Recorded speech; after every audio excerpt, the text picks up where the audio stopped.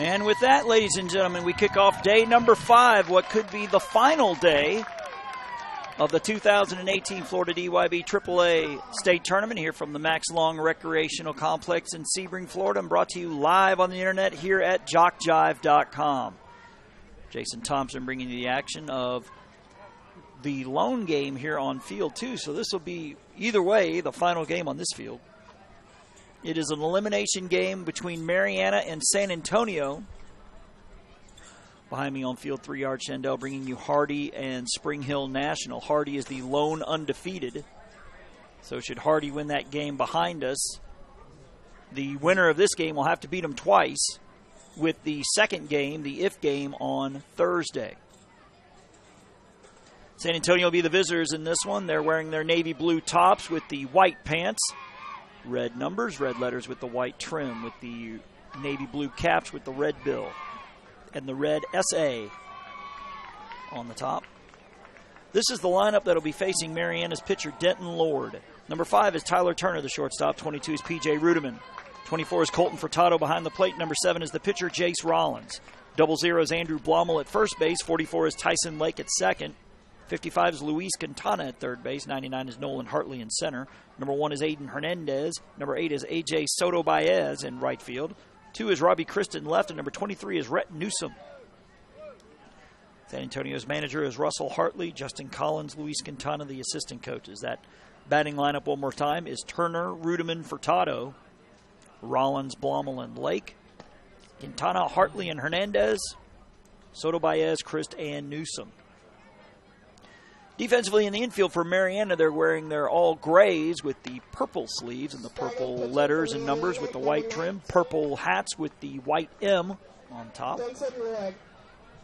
On the infield from left to right, from third to first is number 5, Jaden Gray. 6 is R.J. Mays. 3 is Torrin Clark Hussey. 12 is Connor Barton. The outfield from left to right is number 0, Jordan Broxton. 2 is Lane Johnson. 17 is Jackson Roberts. Behind the plate is number 14, Bowen Barber. On the bump is number 19, Denton Lord. Dave Barton is the Marianna manager with Jansen Lord and Tori Hussey, the assistant coaches. Marianna is looking to send its second team to the World Series. Their traditional majors were dominant 2 weeks ago up at Bristol. I believe the final count was 67-4. And their pitcher struck out 55 out of 67 batters. They are the traditional major state champion. Spring Hill, who's, as we mentioned, over behind us on field 3, Art Shandell bringing the action with Spring Hill National and Hardy. Spring Hill also has a team that is Lumberton, North Carolina bound. Their machine pitch team won the state championship in Bristol, beating Okeechobee. So Okeechobee will be the coach pitch representative. The AA, which is the coach pitch and machine pitch, will start on Saturday, July 28th. We'll run, I believe, through the 31st, and we'll have 3 days off. And then the finale of the Dixie Summer, the AAA, Ozone, and Majors World Series, will start on Saturday, August the 4th. Then I would imagine for a lot of these states, school will start that following Monday. Denton Lord getting his final warm-up tosses in.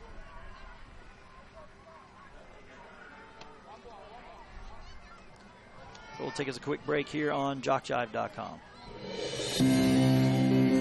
Dixie Youth Baseball fans, did you know that in this season there were $72,000 scholarships awarded to deserving high school seniors throughout the 11 states in which Dixie Youth Baseball is played? Dixie Youth Baseball has now given over $1,240,000 to former Dixie Youth players and scholarships. Any high school senior who has played Dixie Youth Baseball is eligible to apply for a scholarship. The Dixie Youth Scholarship Program, just one of the good things that are a part of this program.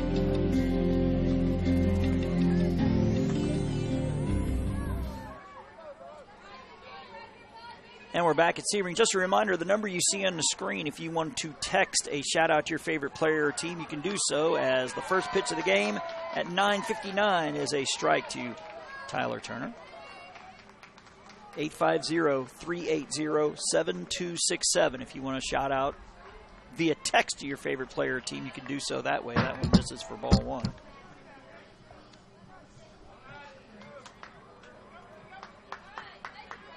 So the action will jump over to field 3 for the championship game or games, which is to be determined.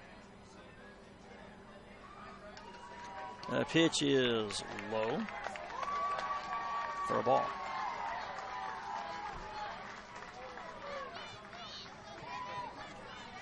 Quick glance at the schedule. As we said, we have 4 teams left in the AAA bracket. That is a ball. Spring Hill National is taking on Hardy, as is playing its 5th game. Both of these teams are playing their 5th game. Hardy only their 4th. So we do know if Hardy loses, they will play in that 2 o'clock game, and that's going to be a walk to Tyler Turner. So they'll have to be some sort of a blind draw or a coin flip between Spring Hill National, should they win, and the winner of this game to determine who will have to play Hardy at 2 and who will get the bye for tomorrow. So that'll be something we have to keep an eye on. Pitch to Rudeman, inside to the backstop. Runner headed to second. He'll be safe there on the wild pitch. That's how they break ties, is the team that has played the fewest amount of games has to play that bye, and just like that, we see, I believe it's Dave Barton, the manager, sprinting out there to talk to his pitcher. Wiping down his face and his hands already. It feels like it's 95 out. At least that's what it said. Let me check here as we check the Weather Channel app as the conferences continue out there. It says it's 85 and feels like 95. We have broken the century mark a couple times on the heat index this week. We have a good amount of cloud cover, some gray, but the weather gods have been good to us all week. The pitch is a strike called, 1-1. Actually, if the weather gods were really good to us, it'd be about 65 right now, but that's another story. We live in Florida, so we're used to this. The 1-1 is low and inside for ball 2. San Antonio beat Sneads in their opener 13-0 on Saturday, then lost 6-4 to Hardy on Sunday. They have won 2 in a row in the winner's bracket, or the elimination bracket. That is a strike called, strike 2. They beat Okeechobee 8-2 on Monday and beat Sebring 6-0 yesterday. So they've won 2 straight in the elimination bracket. Rudeman sporting the patriotic batting helmet. The 2-2 is up and away for ball 3. Top the crown, it's got stars with the blue background and the red and white stripes around the bottom. Very snazzy.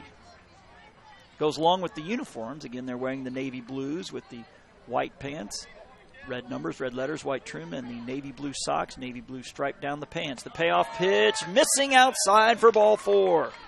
So St. Anne with something brewing here early with a pair of walks.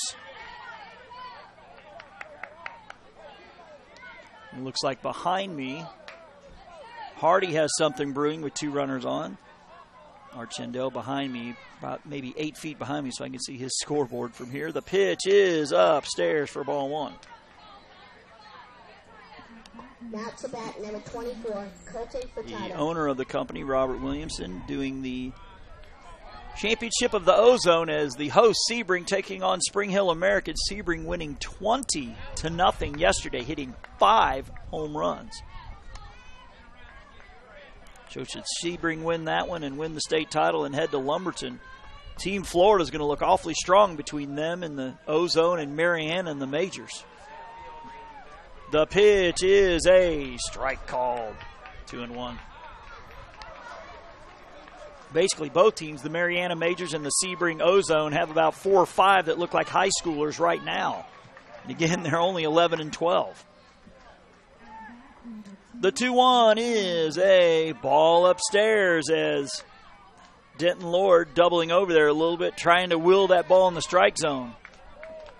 So the visitors in navy blue in business here. 1 pitch away from having the bases loaded. The 3-1, that misses, up for ball 4. So Denton Lord has walked the bases loaded here in the top of the first. And with that, Bowen Barber will have a quick chat with him. Number 7, Jace Rollins.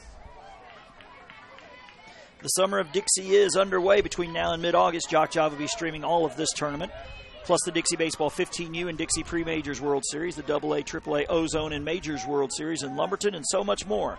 Catch it all right here on JockJive.com. The pitch is a swing and a miss to Jace Rollins.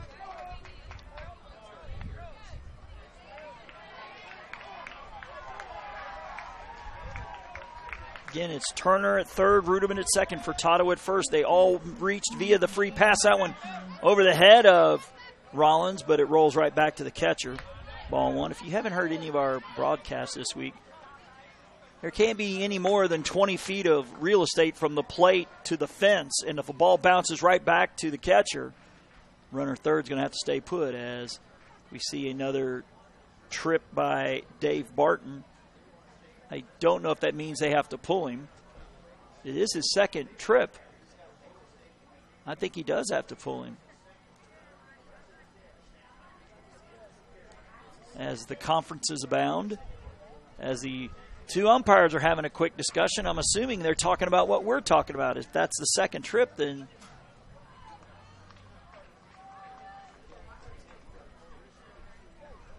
I think he has to pull him here. I thought the Marianna coach signaled three fingers as he thought he was allowed 3 trips, but I think he's got to pull him here.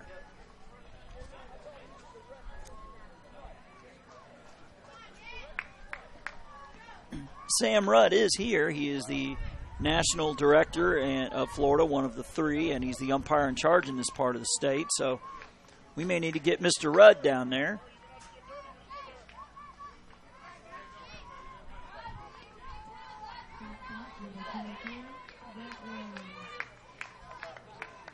Well, and I believe the home plate umpire is going to have a quick chat.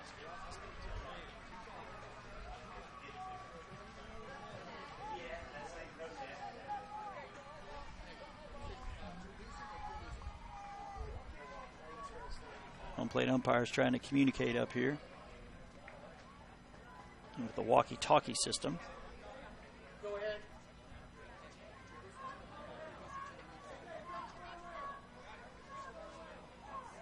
I think we're having a problem with the walkie-talkie system, so I think we're going to take a quick break here on JockJive.com.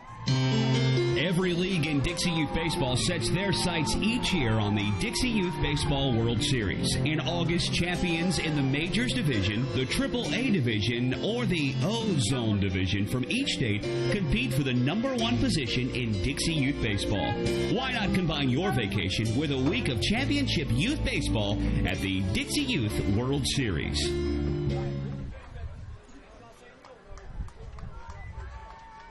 Back here in Sebring, apparently it's the 3rd trip that he has to pull him.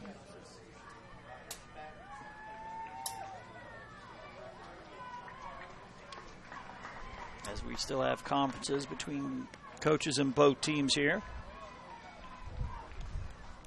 And our walkie-talkie system is acting up. And I think we're going to get back to action here. It's a ball and a strike with nobody out, with Tyler Turner at third, P.J. Ruderman at second, Colton Furtado at first.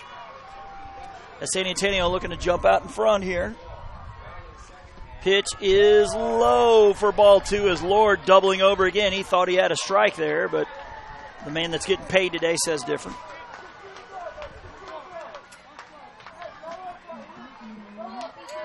Clouds moving from left to right here. The pitch is low for ball 3. If I'm Rollins, I'm taking a pitch here, I would imagine. As Tyson Lake, the second baseman, waits on deck. No score at the moment, but St. Anne looking to change that right here, possibly on this next pitch. The 3-1 low for ball 4. 4 straight walks. And St. Anne takes the early 1-0 lead. As Turner comes in to score. As Andrew Blommel, the first baseman, did plate.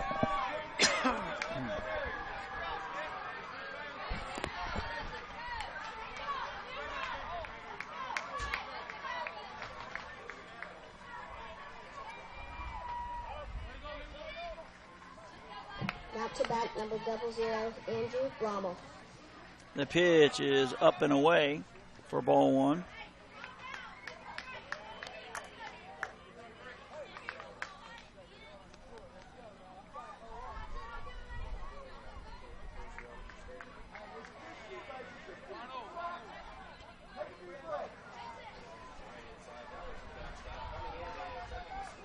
The pitch low and away for ball 2.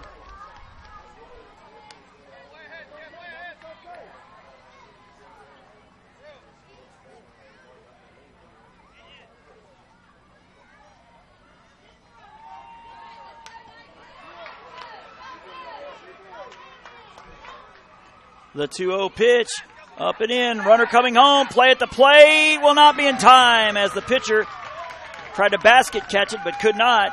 So Ruderman scores on the wild pitch. It is 2-0 St. Anne as the runners will all advance a base. And here comes the coach, and I think that's got to be it now. This is trip number 3. And they take the ball from him. Looks like the center fielder Lane Johnson coming in to pitch, and we'll give him time to throw some warm-up tosses here on JockJive.com. Did you know a child may start in the Dixie program at or below age 6 and continue through age 19? Yes, there's an opportunity for youth 6 through 19 to enjoy baseball in Dixie. Dixie Youth, Dixie Boys, Dixie Majors. If your league is not a part of these baseball programs, contact a Dixie official for information and bring your child up in Dixie.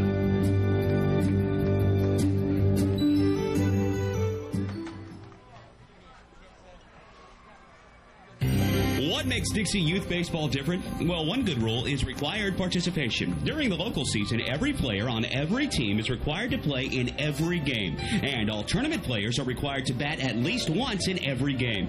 It's not a perfect rule, but it's much more than most youth baseball organizations do, and it allows each baseball player to be an active participant. Just being a part of each win or loss means so much to the child. They just want to belong, and Dixie Youth Baseball sees to it that they do by making this a regular rule. We think this is a step in the right direction, the child's direction.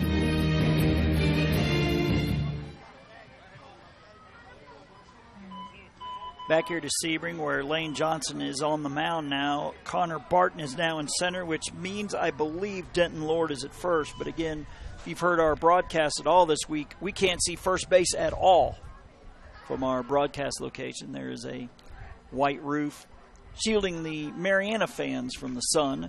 So right now all we can see is from about the knee down on the first baseman. Again, we believe it's Denton Lord, number 19.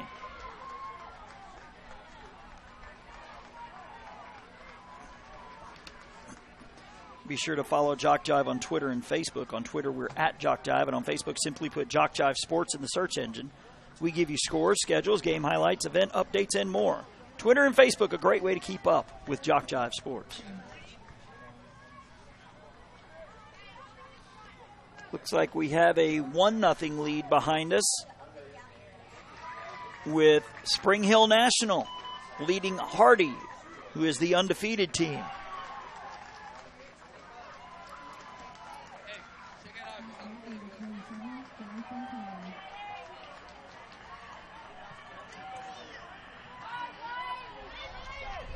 Again, we're still having trouble with the walkie-talkies here.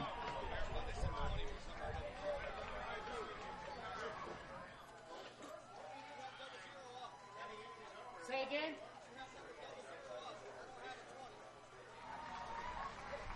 We're checking on the batter. It is Andrew Blommel. He has looks like a 2-0 count.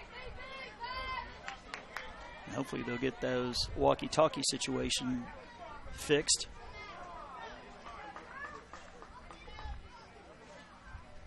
Now it looks like the catcher, Bowen Barber's got some dirt in the eye.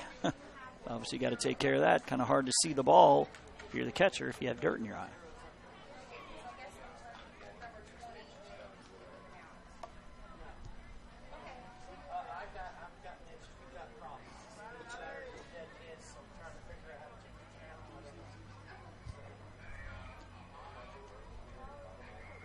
Now Barber's going to get some water here.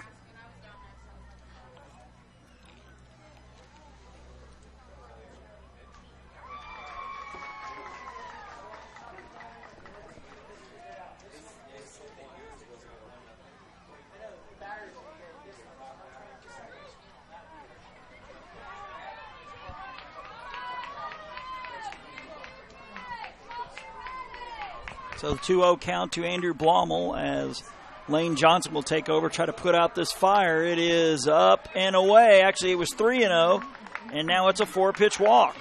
So 5 walks in a row to lead off the ball game. 2 already in for St. Anne. Number 44, Tyson Lake. As the second baseman, Tyson Lake to the plate. He takes strike 1. As the Marianna fans, you can hear down below, trying to encourage their pitcher, try to get out of a huge jam here before he gets out of hand. That one missing outside for ball 1.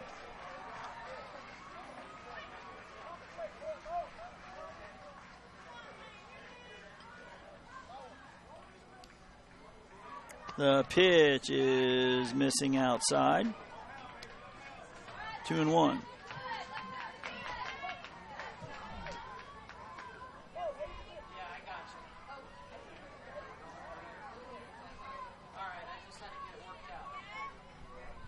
Again, your runners are Furtado at third, Rollins at second, Blommel at first. 2 already in for St. Anne here, and we're still in the top of the first.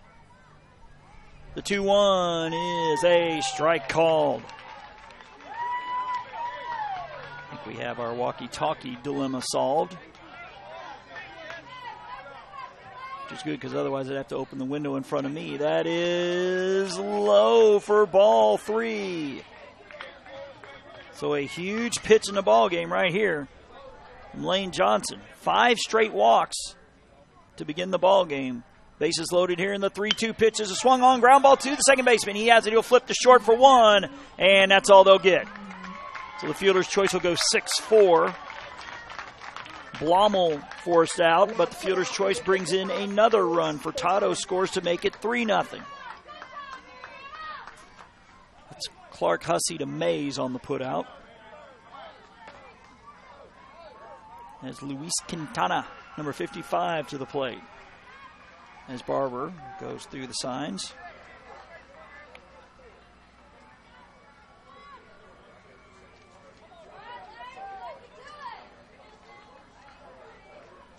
Chance of rain yesterday when we were looking at the Weather Channel app for tomorrow, this afternoon, was about 60%, but now it's down to about 25 to 30, so that's good news. As the runner will take second.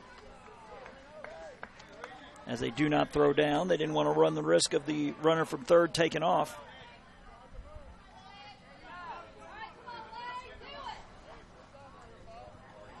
The pitch is swung on, fouled off the fence to the right side.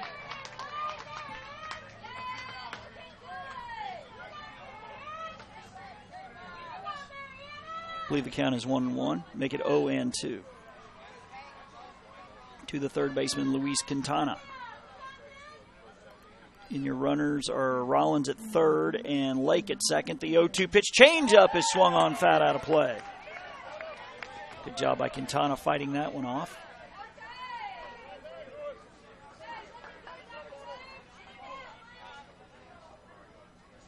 The 0-1 is a swing. 0-2 is a swing and a miss for strike 3. So a big strikeout for Lane Johnson. His number 9 is Nolan Hartley, the center fielder.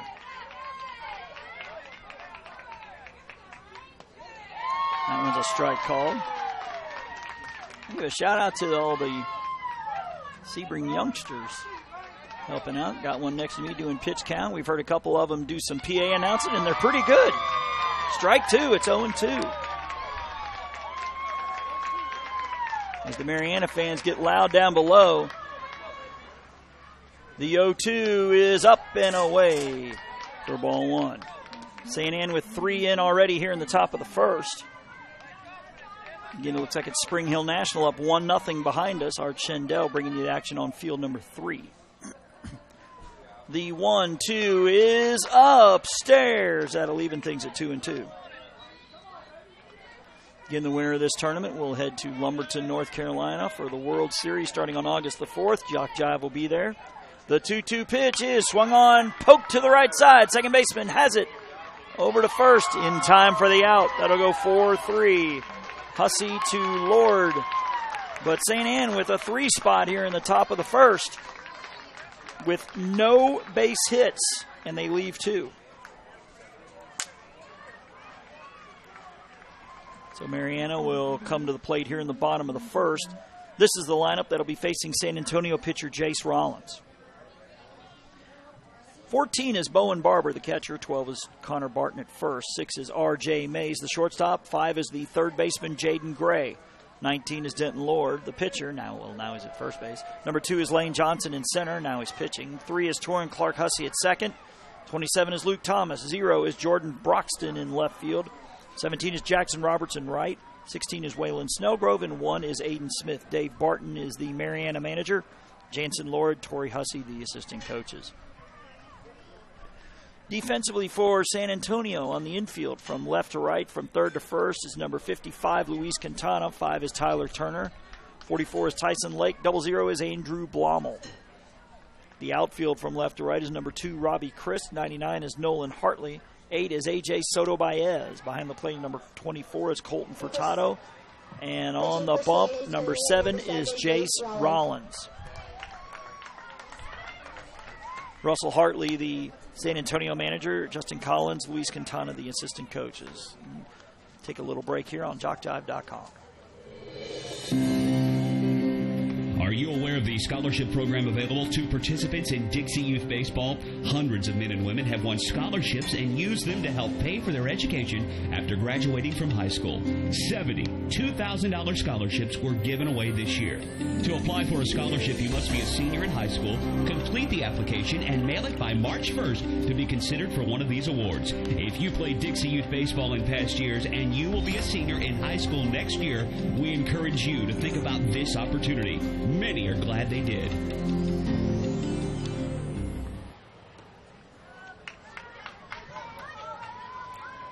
Back here at Sebring, if you want a copy of a download of any game of this week's tournament, they're only $5 each. Just email info@jockjive.com. Again, that's info@jockjive.com. Tell us what games you want. We'll send you an electronic invoice that allows you to pay by debit or credit card. And the games will be on their way to you. That's info@jockjive.com for a keepsake you'll want to have for a lifetime.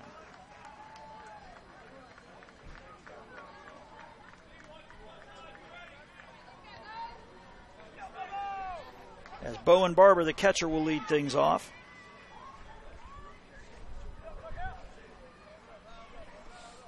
As he squares a bunt, pulls it back, takes strike 1. Again, it's Barber, Barton, and Mays for Marianna here in the bottom of the first. For Marianna, they trail 3-0 in this elimination game. The pitch, way over the head of Barber. It's now 1-1. Championship game scheduled for 2 over on field 3. Pardon me.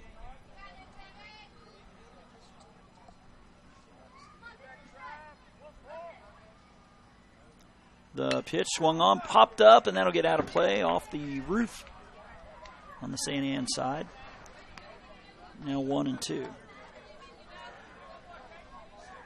Cloud cover getting a little heavier.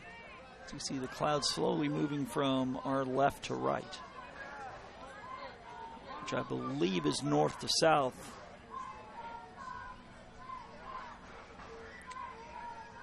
The 1-2 pitch, swung on, ground ball, backhanded by the pitcher. Throw to first in time. That'll go 1-3. For out number 1, Rollins to Blommel. Connor Barton is the first baseman. Number 12, Connor Barton. Barton will be batting from the left side with a green bat.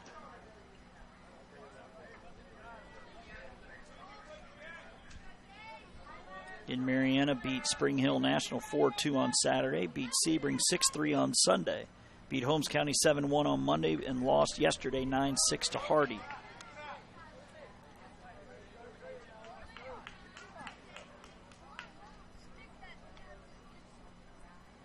So ball 1 to Connor Barton, spelled C-O-N-N-E-R. The pitch is a swing and a miss. And we'll even things at a ball and a strike.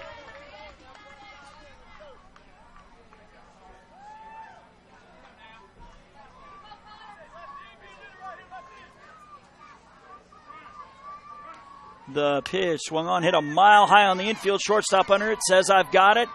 And he does. For out number 2, that's Tyler Turner battling the sun, which is beaten down right now as R.J. Mays to the plate. Now to bat, number 6, R.J. Mays.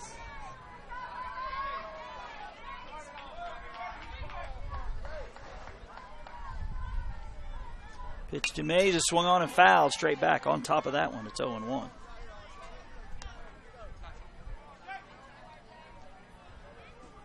Looks like the score is still 1-0 Spring Hill National, which would force a blind draw for the bye team. As we mentioned, Hardy's only played 4 games, Spring Hill National, and both these teams are playing their 5th. The pitch is a swing and a miss. 0-2. So if that were to happen, if Hardy were to lose, then they would have to have a coin toss or a blind draw to see which team gets the bye and which one would have to play at 2 o'clock. The pitch. Ground ball, third baseman, backhands, long, throw across, and a good stretch by the first baseman, Blommel. Saw him go up to his tippy toes and haul it in for the 5-3 putout. So we're through 1 here in this elimination game. St. Anne coming to bat with a 3-0 lead. And again, you're listening to the 2018 Florida DYB AAA State Tournament here on JockJive.com. Sportsmanship is one of the goals of Dixie Youth Baseball. At times, we see good sportsmanship displayed by everyone except for some adults. We feel that as adults, regardless of whether or not they're active in the program, they're supposed to set a good example. Everyone can do this as they sit in the stands cheering for their favorite team. Be a good example of sportsmanship. Yell for, not against a team. In this way, you can set a good example of sportsmanship. Fans are as much a part of the game as the umpires, so be a good fan by cheering for your team and not against the other.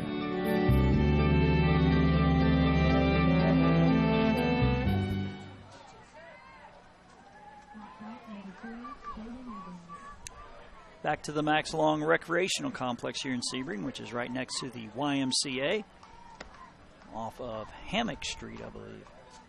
As we see the Marianna coach making a walk to the walkie-talkie. We'll see if we can overhear him up here.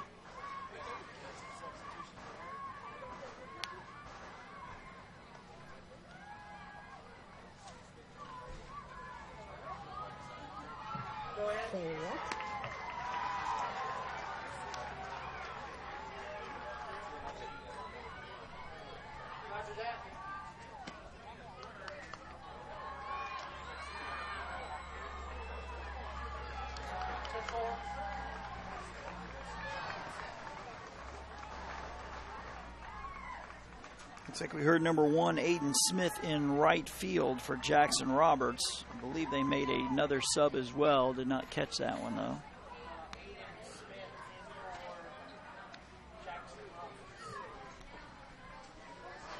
So it sounds like they just made one change. So the outfield is now Broxton, Barton, and Smith. As number 1, Aiden Hernandez, spelled A-A-D-E-N. So continue to look skyward. This is about as much gray as I've seen in those clouds in this tournament. Feel the wind picking up a little bit. Hernandez takes a pitch down low for ball 1.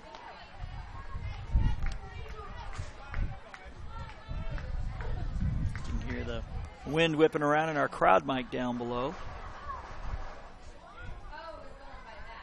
The 1-0 to Hernandez is a strike call.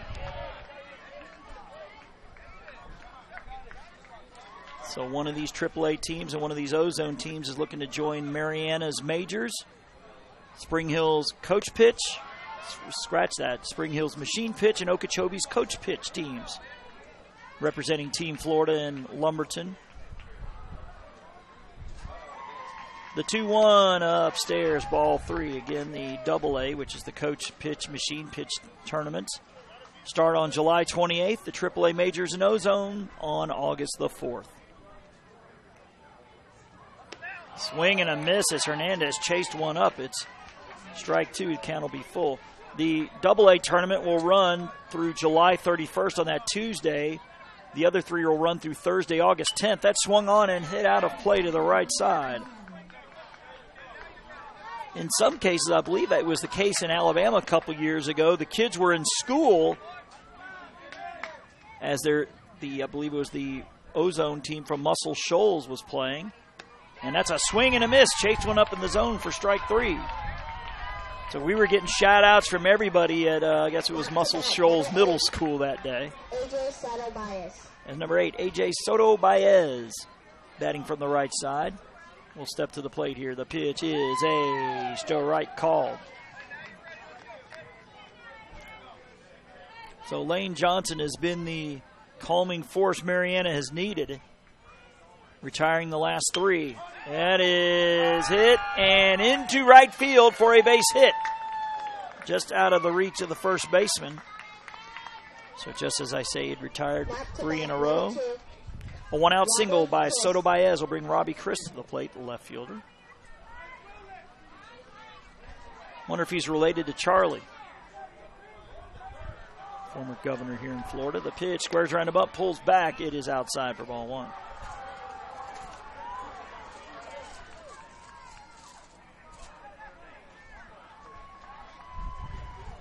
Christ is the number 11 batter in the lineup for St. Anne.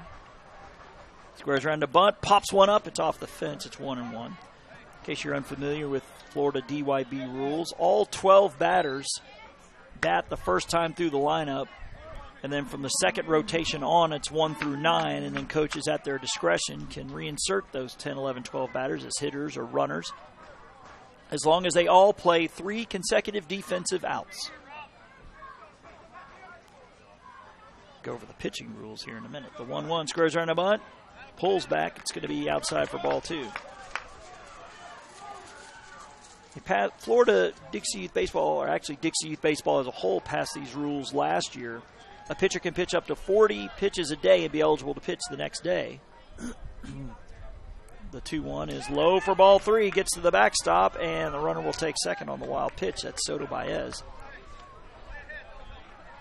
41 to 65 pitches requires 36 hours of rest. 66 plus requires 48 hours, with a maximum of 75 pitches in the Ozone.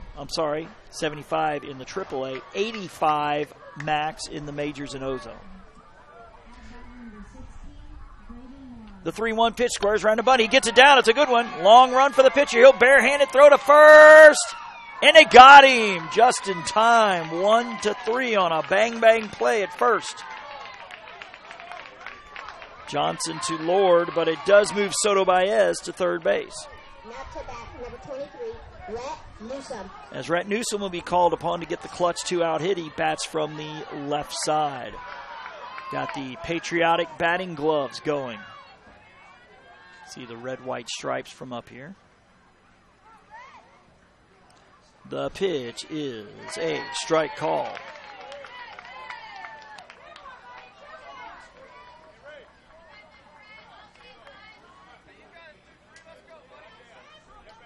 Got us a shout out. We'll get to. That is a strike 2 called. So huge shout out to Marianna's Lane Johnson for coming on in relief and escaping huge jam in the first inning. Way to go, Lane. That's from my part of the world, the 850 area code. That is up and away for ball 1. Call Pensacola home, and I work in Gulf Breeze.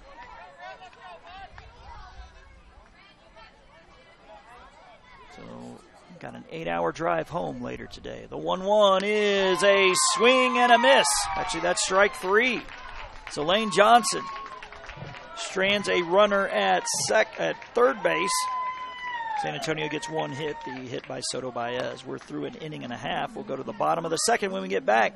Marianna with work to do. They trail 3-0 here in this elimination game, the 2018 Florida DYB AAA State Tournament, which you're listening to on JockJive.com. Dixie Youth Baseball is dedicated to building the youth within our community to become responsible citizens tomorrow. The real goal of the program is to teach fair play, honesty, and love of God and country. Those who play Dixie Youth Baseball are generally better for life as a result of the lessons they learn in how to meet and accept as members of a team and in the game of competition. Help us in the Dixie Youth program by offering your services as an adult volunteer. Lend a hand to our youth. There's no greater calling.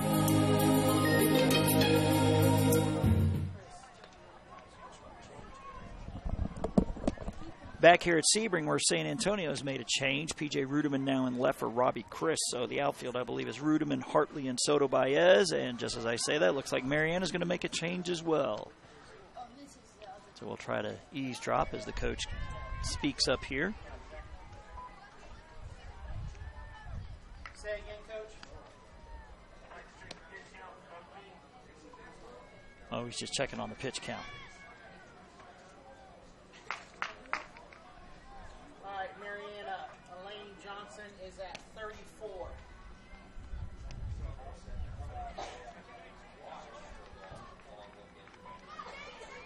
Number 7, Jace Rollins for San Antonio is at 10.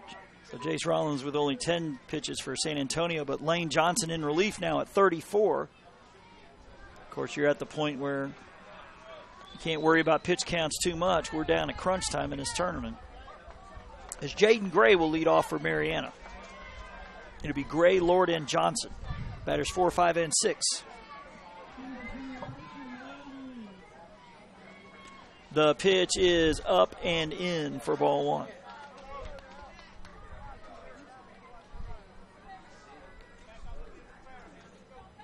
Up to bat, number 5, Jaden Gray.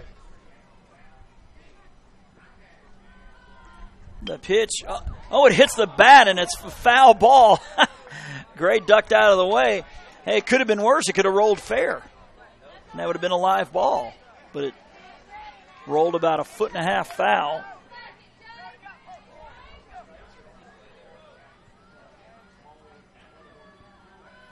Pitch is a strike call now, 1-2.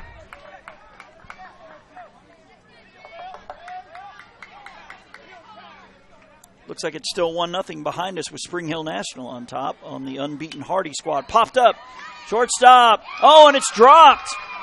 The third baseman cut in front of the shortstop. He tried to make a diving catch, and it squirts off his glove. I guess that should be an E5. Should have been caught by the shortstop, but the third baseman, Quintana, cut in front of Turner. So the leadoff man on for Denton Lord.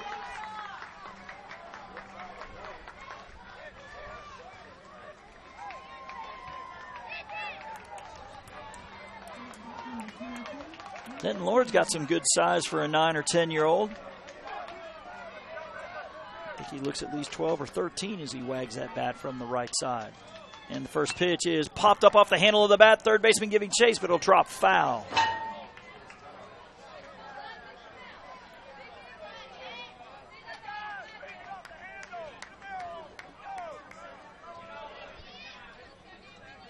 That cloud cover we were talking about is slowly moving more toward right center and right field as long as it keeps moving. Don't want to be delayed on our last day, especially when you got an 8-hour drive ahead of you. The pitch is a strike call. Now 0-2. The other action going on right now in the Ozone Division. Again, the state championship game with Sebring and Spring Hill American.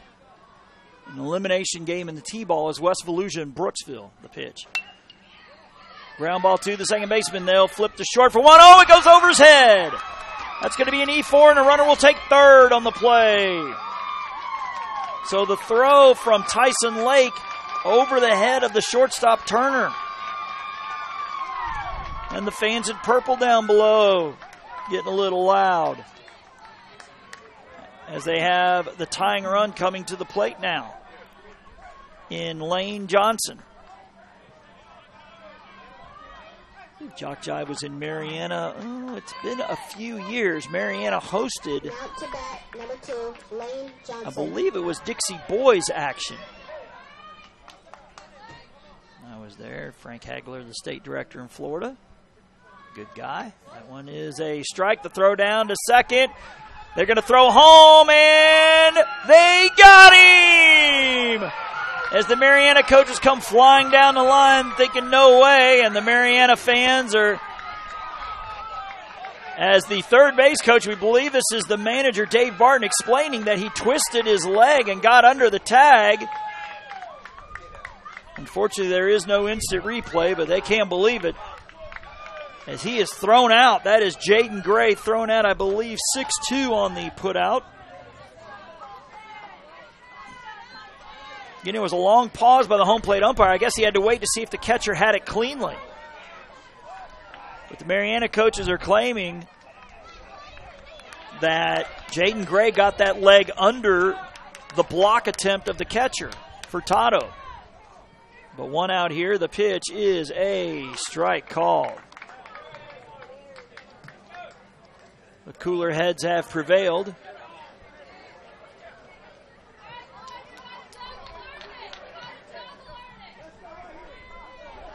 Count now 0-2 to the center fielder, now pitcher Lane Johnson, as he looks to help himself. The pitch is swung on, and it will drop into right center for a base hit. Will they send the runner around? Yes, they will. The throw coming home. They'll send him back now. Now he's caught between first and second. They're running him back. He's still in a rundown. The run is going to score, and he is going to be safe. He's going to be safe. I think interference was called during the rundown. So a single for Johnson and an RBI, advancing to second, makes it a 3-1 game. So Lord scores.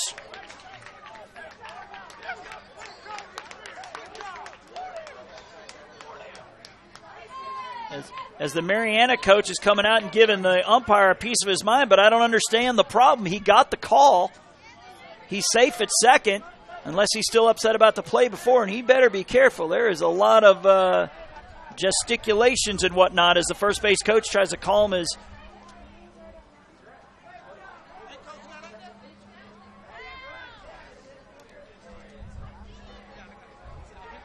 And they did get the interference call, so the play went his way. I think he may still be upset about the play before. So hopefully cooler heads are going to prevail here and we can get going as Lane Johnson is at first. And now the tying run to the plate in Torrin Clark-Hussey. And apparently the interference may have happened. As we mentioned, there's a white roof over the Marianna crowd. And we may not have seen it from up here. Squares round him up and takes strike one.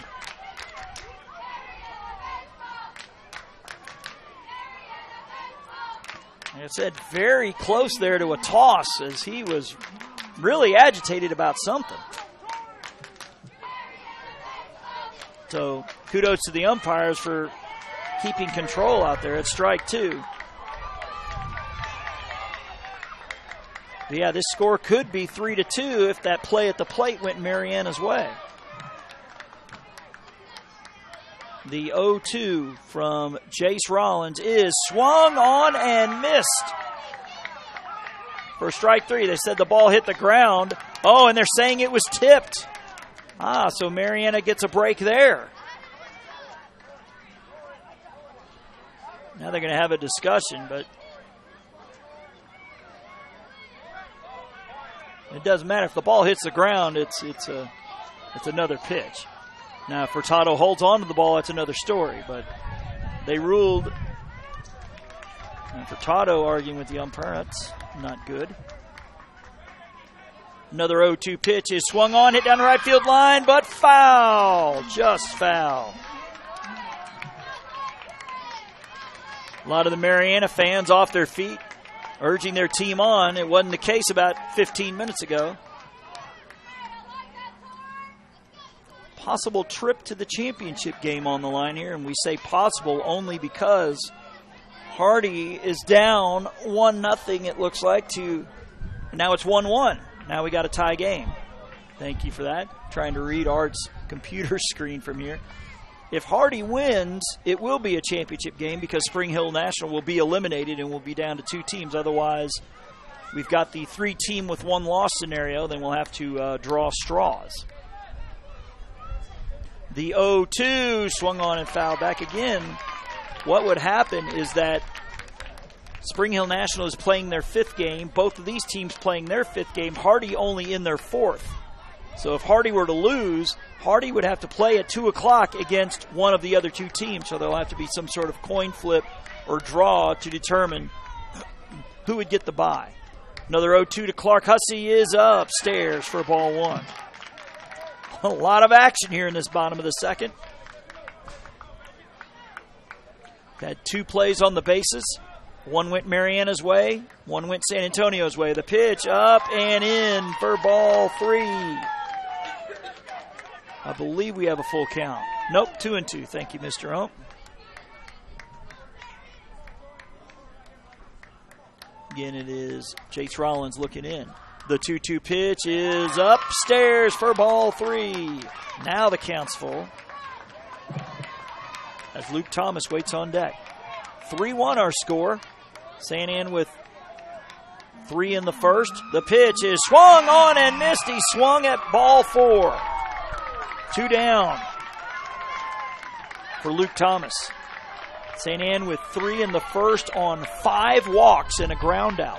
Back to back, number 27, Luke Thomas. Marianna with 1 run here in the second. Could have had 2, but a runner thrown out at the plate. The pitch is a strike call. It looks like we got another big sheet of cloud rolling in from left to right. A little bit of gray and a little bit of white. The 0-1 is swung on and missed for strike 2. As we mentioned yesterday, I was looking on the Weather Channel app. The chance of rain in our championship games was at 60%, but now it's down to about 25 or 30, which is obviously good news for us. Jordan Broxton hoping to bat this inning. He waits on deck. Thomas gets an 0-2 pitch. It's swung on, hit down the right side. It is a fair ball. Runner around third, headed home, and he will be safe. The throw comes to the catcher. It's going to be way late. Now the runner going to take off for second. Now he's going to head back to first, and he is out. So Thomas will get credit for a single, but then he's thrown out 2 to 3. He does get the RBI, though, as Johnson scores in a wild bottom of the second. Comes to an end with Marianna scoring a pair, but 2 of their 3 outs on the base pass. Led to the top of the third when we get back. St. Ann on top 3-2 here in this elimination game, the 2018 Florida DYB AAA State Tournament, which you're listening to on JockJive.com. Here are some things you may not know about Jock Jive. We're one of the nation's premier sports production companies. From audio only to full-scale video productions, we can do it all. Our list of clients is continuing to grow and includes the Southwestern Athletic Conference, Gulf South Conference, NJCAA, Georgia Collegiate Athletic Association, Alabama Community College Conference, Perfect Game, Great American Rivalries, youth sports like Dixie, American Legion, Babe Ruth, plus a litany of high schools, junior colleges, and more. We've worked with names I bet you recognize, like Johnny Manziel, Trent Dilfer, Doug Williams, Monty Coleman, and more. And we travel to practically every part of the country, from New York to California, Florida to Minnesota, and everywhere in between. Here's another thing you may not know. We are ready to come to work for you. That's right, we have a package to fit practically every budget. Just go to JockJive.com and contact us to get international coverage for your next sporting event. Your athletes deserve the best. They deserve Jock Jive. Back here at Sebring, where St. Ann will bat here in the top of the third, it will be the top of their lineup, Turner, Ruderman, and Furtado, in what is now a 3-2 game on what was an emotionally charged bottom of the second, to say the least. Marianna had a player thrown out at home, which they didn't agree with. Then there was a rundown between first and second where Marianna was called safe. There was an interference call early on.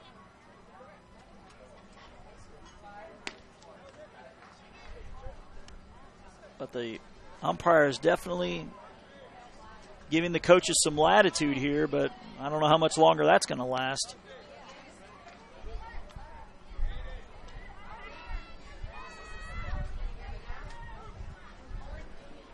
Again, Jock Jive Sports Productions works small events and large, from T-ball to the Toyota Center, youth sports to collegiate, audio only to a full-scale production for ESPN. We do it all. To find out how we can cover your team or event, email info@jockjive.com. If you're looking for class and comfort all rolled into one luxurious but very affordable package, you'll want to stay at the Residence Inn by Marriott. Located on Tubbs Road in Sebring, they're near everything that makes a stay convenient and enjoyable.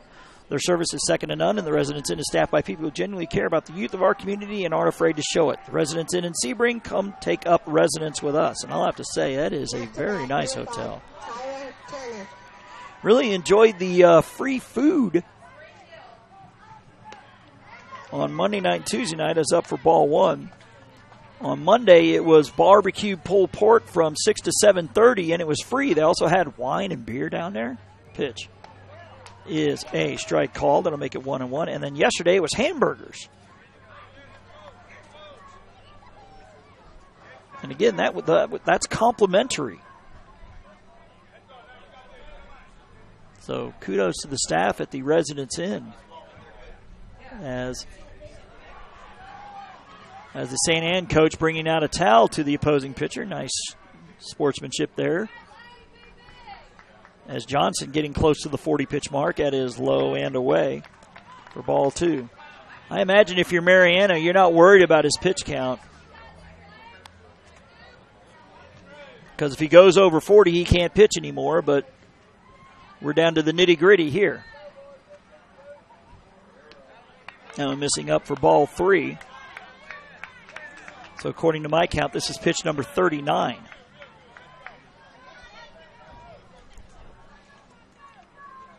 (3-1) is swung on and hit to center field. Backpedaling, and he makes the catch.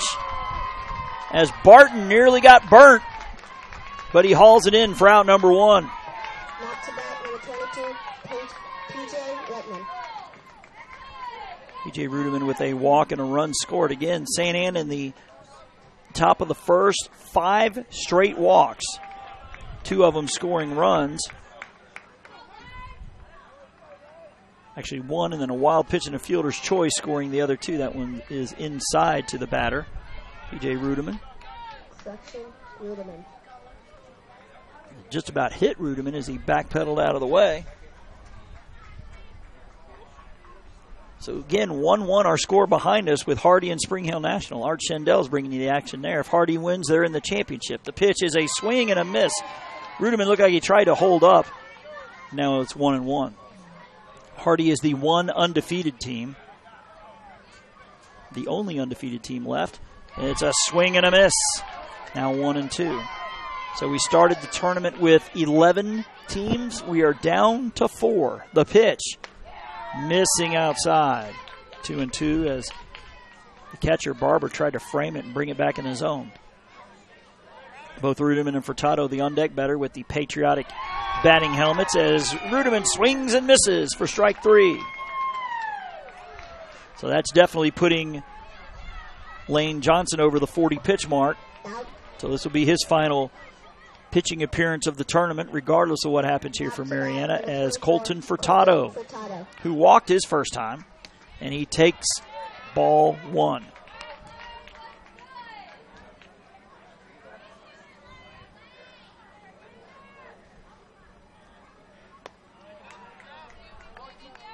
That's now ball 2. And Furtado walked and scored in the first inning. St. Anne scoring 3 in the first. That is the difference to this point. It is win or go home for both of these teams. I'd imagine Marianna's got about a 6-hour drive back, give or take. The pitch up and in for ball 3.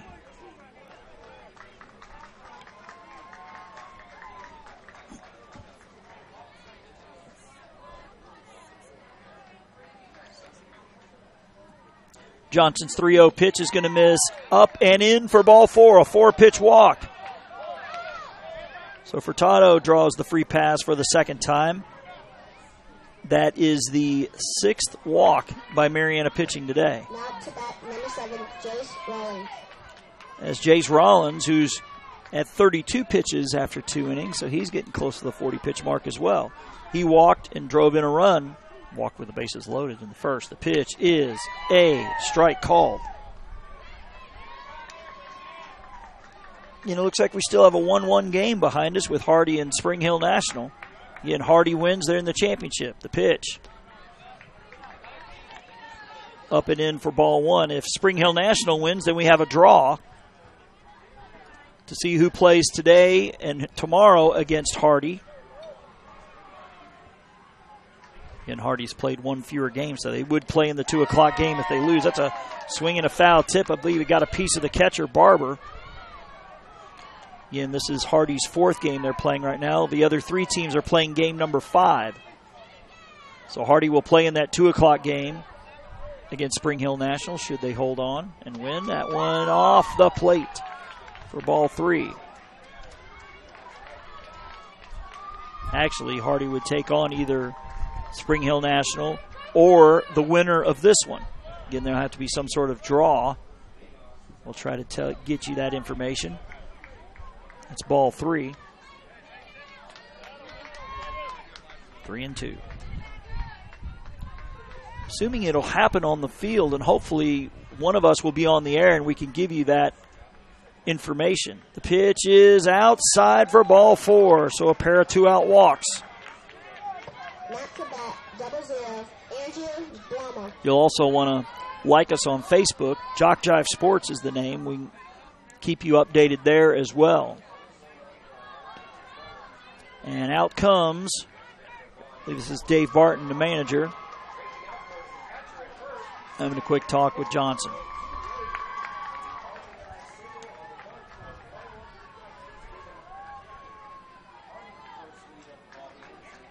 Sounds like Hardy is taking a 2-1 lead behind us. Art Schendel's bringing the action. He's about 10 feet from me, not even, maybe about 8 feet from me, so I can hear his call. Coming this summer on JockJive.com, Dixie Youth Baseball, Dixie Baseball, Cal Ripken World Series, the NJCAA Women's Basketball All-Star Weekend, and a whole lot more. Yes, there are plenty of reasons to come back often to JockJive.com. The pitch is outside for ball 1.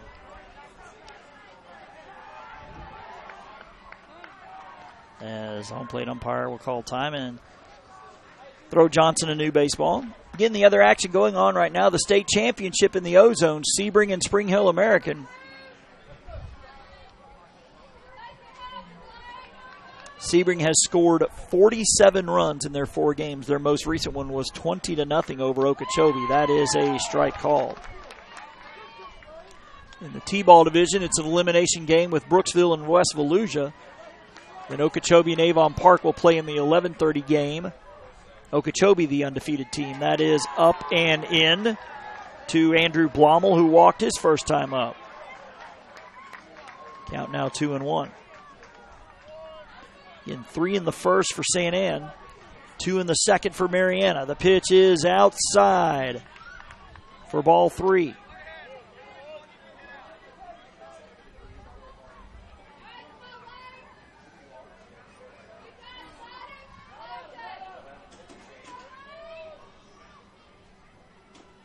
The 3-1 pitch is swung on, hit down the right side. Right fielder giving chase, but it will fall foul. That'll run the count full here at 3-2.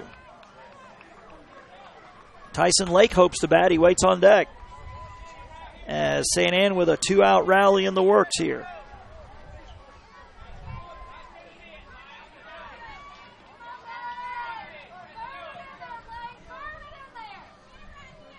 The pitch is low for ball 4 as Blommel did a double take and looked back at the home plate umpire hoping for ball 4, and his wish was granted. So 3 walks. So the top 5 batters in the lineup, Turner, Rudeman, Furtado, Rollins, Blommel, have walked a total of 8 times. The pitch is a swing and a miss as Lake chased one up in the zone. Got a text we'll explain here in a moment. Up and in. The text reads, please explain the pitch count rule since it may or will affect availability for tomorrow's championship game. Sure, a pitcher can pitch up to 40 pitches in a ball game and be eligible to pitch the next day. Problem is Johnson just is over the 40-pitch mark as that is foul tipped. So Johnson most likely done for the tournament. Actually, it is, because if he goes anywhere from 41 to 65 pitches, it's a 36-hour delay on the mound. With the if game at 9 a.m. tomorrow, you can do the math there. So Johnson will be done pitching after this one. The pitch, up and away for ball 2.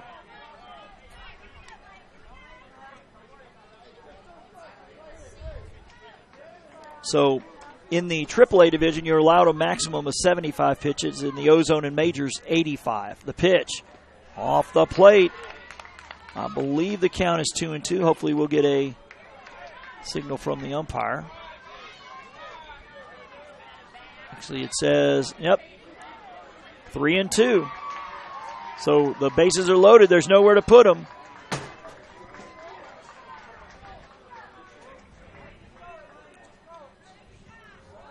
Again, it is Furtado at third, Rollins at second, Blommel at first. The 3-2 pitch is up for ball 4. So St. Anne gets the walk to plate a run. Lake getting the RBI the easy way. It's now 4-2 St. Anne on the bases loaded walk.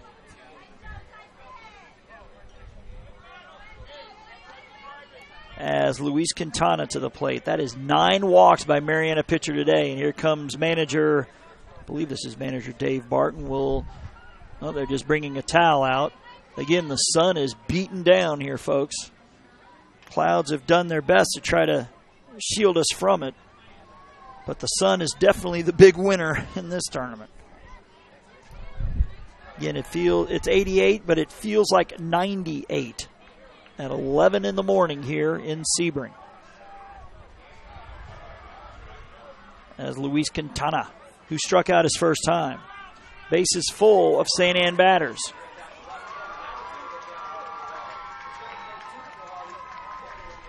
The pitch is low and in the dirt as we can hear Art Shendell behind us. Hardy starting to pull away. I believe we heard 6-1 just now. So if that score holds, that'll take the blind draw option out of play as Hardy will be in the championship against the winner of this one.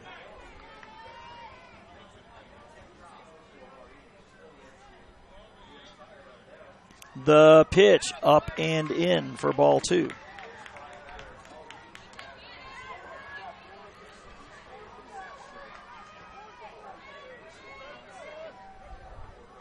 Again, your runners, Rollins at third, Blommel at second, Lake at first. The pitch is swung on and fouled back.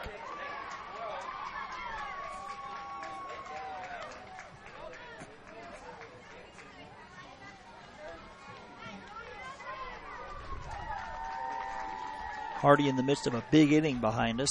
The pitch here is upstairs for ball 3. There's nowhere to put him. The question is, if you're Marianna, do you have any other pitching?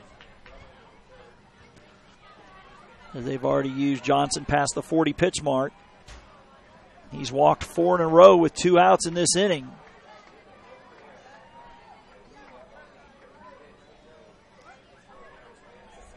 The 3-1 to Quintana is a strike on the outside corner. He was trying to get ball 4 there. Now the count is full here at 3-2.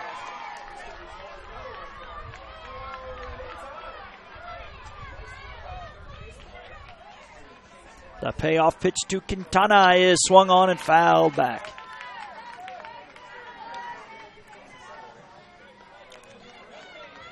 Again, the winner of this tournament, the state champion, will be headed to Lumberton, North Carolina, starting on August the 4th.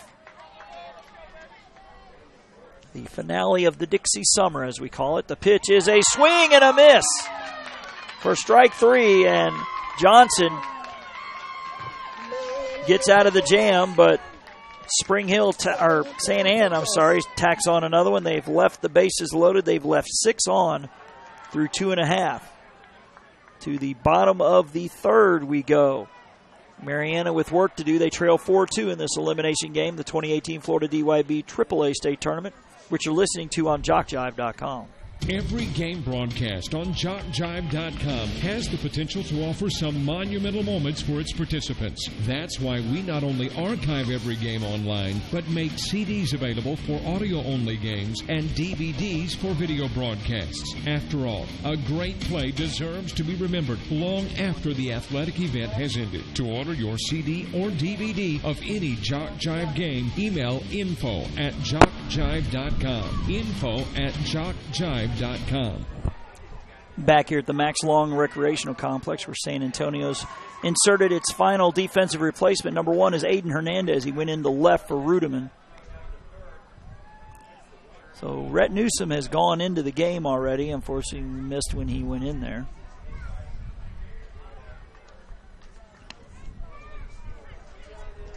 Don't forget to subscribe to the Jock Jive YouTube channel. We stream all Dixie Youth Baseball, most youth sports, and high school football in the fall.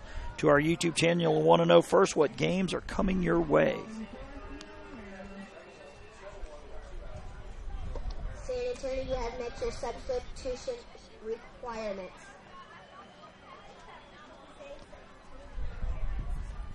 Again, cannot see from here the ozone field where Sebring is in the state championship game. Maybe if we can get an update on the championship game with the ozone for Sebring.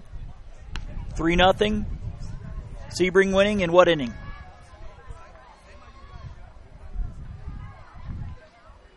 So the host looking to close out the ozone division as they lead 3-0. Lane Johnson is at 73. 4-0 in the fifth. Appreciate that. He is at 32. I believe we were getting a pitch count update from down below.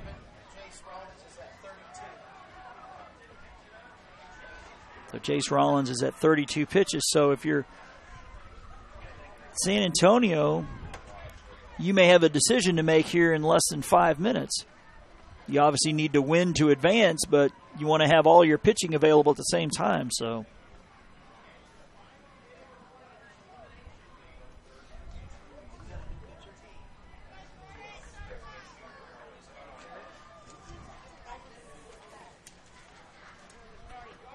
looks like we got a good one going in the T-ball division. So we can see the scoreboard from here.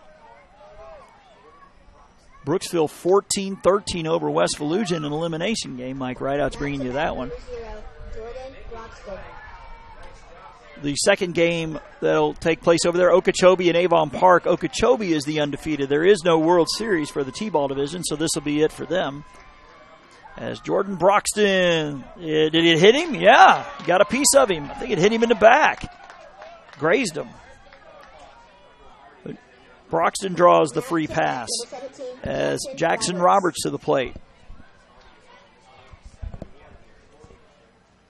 As Colton Furtado, quick chat with Rollins. Hardy is up 7-1. So if that score holds, Hardy's in the state championship at 2 against the winner of this one. Trip to Lumberton, North Carolina on the line. Roberts showing bunt here, and he pulls back. It is a ball. Throw down to first. Not in time.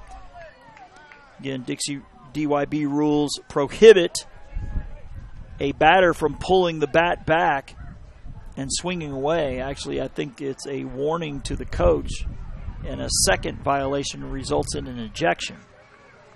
Understandable. That's definitely a safety issue when those corner infielders crash on a play like that. We'll see if it happens here again. Roberts not showing bunt, and he swings and misses. Count now 0-1. This is Roberts' first at bat. He's the number 10 batter in the lineup. Then it'll be Waylon Snellgrove, Aiden Smith.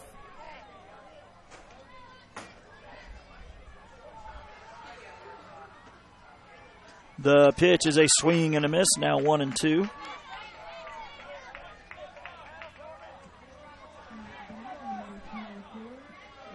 Mother Nature has cooperated so far. It has been hot and muggy, but we've been dry. That one to the backstop off the glove. Throw down will not be in time. And that's going to be, I guess that should be a pass ball since it's got a piece of the catcher's mitt. So runner at second is Jordan Broxton. The tying run at the plate here is Jackson Roberts. St. Anne with a 4-2 lead. Getting most of their runs on free passes. That's a strike called. That'll be a strikeout. So only the second strikeout by Rollins, who is getting close to pitch number 40. He's at 39, so he'll go. This will be pitch number 40 here as he squares around a bunt and pulls back. And no movement on the St. Anne side, so they're going to ride Rollins. This will be his final pitching appearance of the tournament here as he goes for pitch number 41. It is a strike called. Yeah, this is the point in the tournament where if you're a coach, you don't want to gamble and keep a pitcher eligible and then run the risk of the reliever coming in behind him and possibly losing the lead. Rollins' pitch is a swing and a miss. Now 1-2.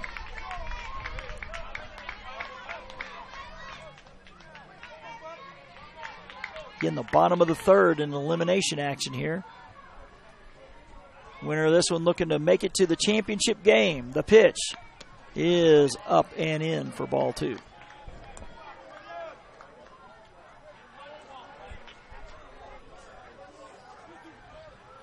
Two and two.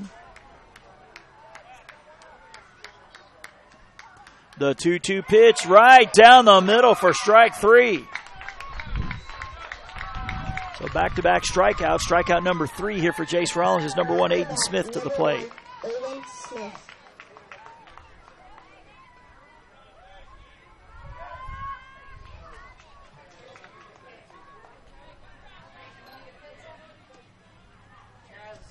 As the first baseman, Blommel, quick pep talk for his pitcher, Rollins.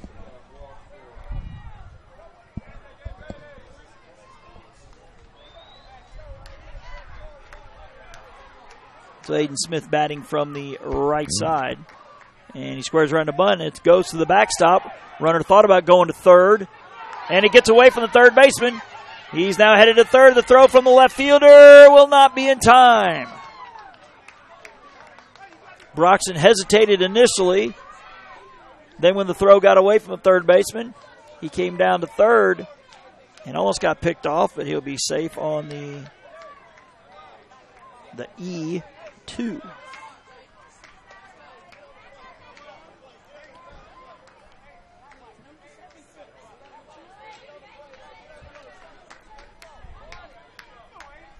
Tying run at the plate here in Aiden Smith. The pitch, he squares around the bunt, pulls back, lets it ride up and in for a ball. Count now 2-0.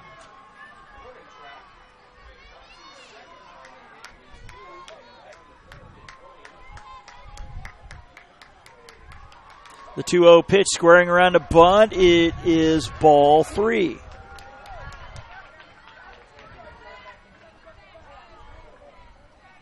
So again, Hardy is pulling away a little bit now, 7-1. Squaring around a bunt again, pulling back, and that's a strike as some of the Marianna faithful throw their 2 cents in. Yeah, the umpires have taken a few 2 cents here today. Probably more than they should. Again, if the score behind us holds with Hardy, there is no need for a coin flip blind draw because it'll be the 2 winners against each other. Hardy against the winner of this one. And the winner of this one has to beat Hardy twice. Count now 3-1 to Aiden Smith. The 3-1 is swung on and missed. Running the count to 3-2 as Rollins looks to battle back from the 3-0 count.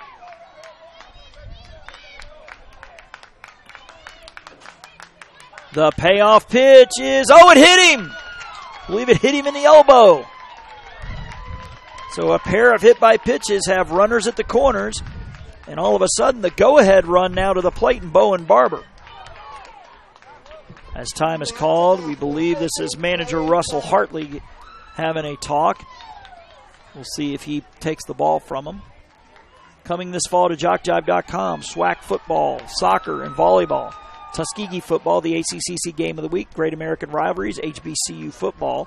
Navarre and Baker High School football. Georgia Military College football. The Gulf South Conference soccer, and more. Check us out often. We are Jock Jive Sports. They have not taken the ball from Rollins, so they're going to stay with him. Now to bat number 14, Bowen Barber. It's Bowen Barber to the plate.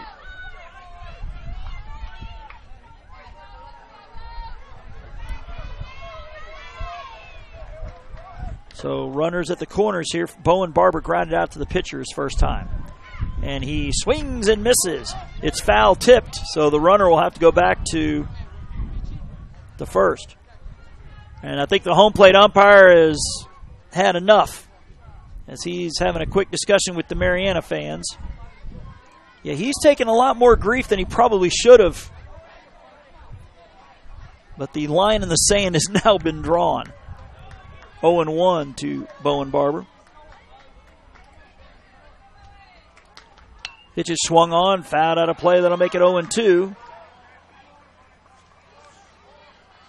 As it looks like the youngsters from Okeechobee are here. The Okeechobee T-Ballers are the lone unbeaten in that division. They'll head out to that field after the end of what looks like a close game over there. As it looks like West Volusia's taking the lead. It looks like it says 18-14 now. It was 14-13. The pitch is swung on, hit down the left line, but foul as Barber just gets around on that one.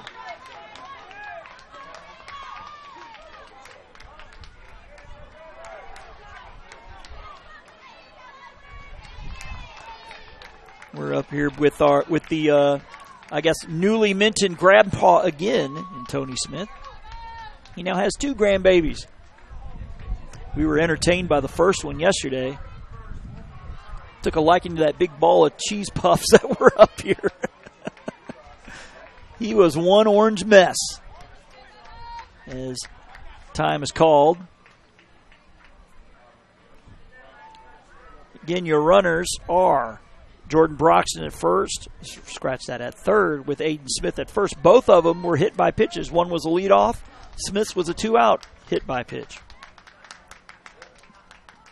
The 0-2 pitch is swung on and fouled to the left side. Barton almost got hit.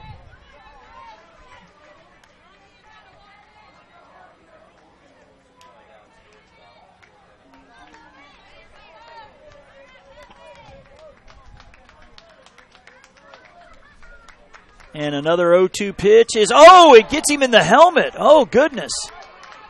Looks to be all right. Thank goodness it was a glancing blow. My word. He has now hit the bases loaded. So they're going to give Barber a second. Just glad he got that head down. Goodness gracious, that could have been a whole lot worse.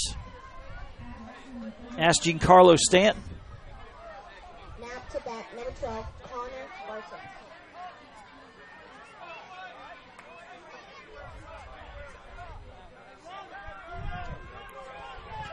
As Connor Barton to the plate.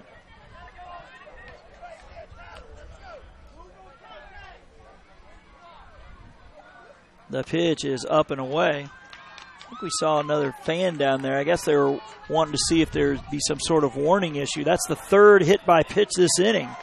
But I really don't think that Rollins meant to hit the batter in the helmet. The pitch is up and away for ball 2. Again, your base runners are Jordan Broxton at third, Aiden Smith at second, Bowen Barber at first. They were all hit by pitches. And now a base hit could give Marianna the lead. The pitch is outside for ball 3.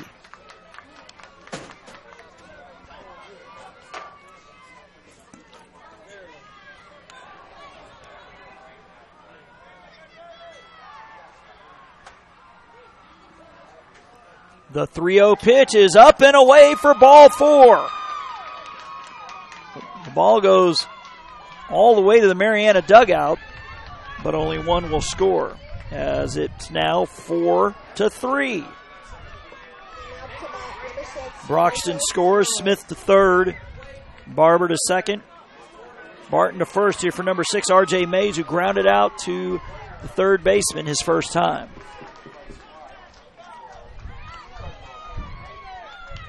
Spring Hill National now rallying. It's now 7-5, so we have all kind of action going on in the AAA division. Didn't start that way. Saturday in our first 5 games, we had 4 games end early on the mercy rule.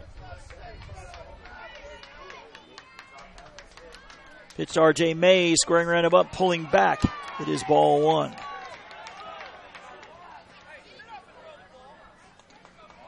The 2 o'clock game scheduled for field 3, but we'll still have plenty of time. There is a break built in where it's only 11:20 here, Eastern time. The 1-0 pitch is low and away for ball 2. Now you start wondering, does San Antonio have any pitching left? As they are riding the arm of Rollins. I think they're going to try to get him to the max of 75. He's already over 40. Might as well ride him to 75 now. Squaring around a bunt, pulling back. It's ball 3. And just like that, Marianna's a pitch away from tying the game.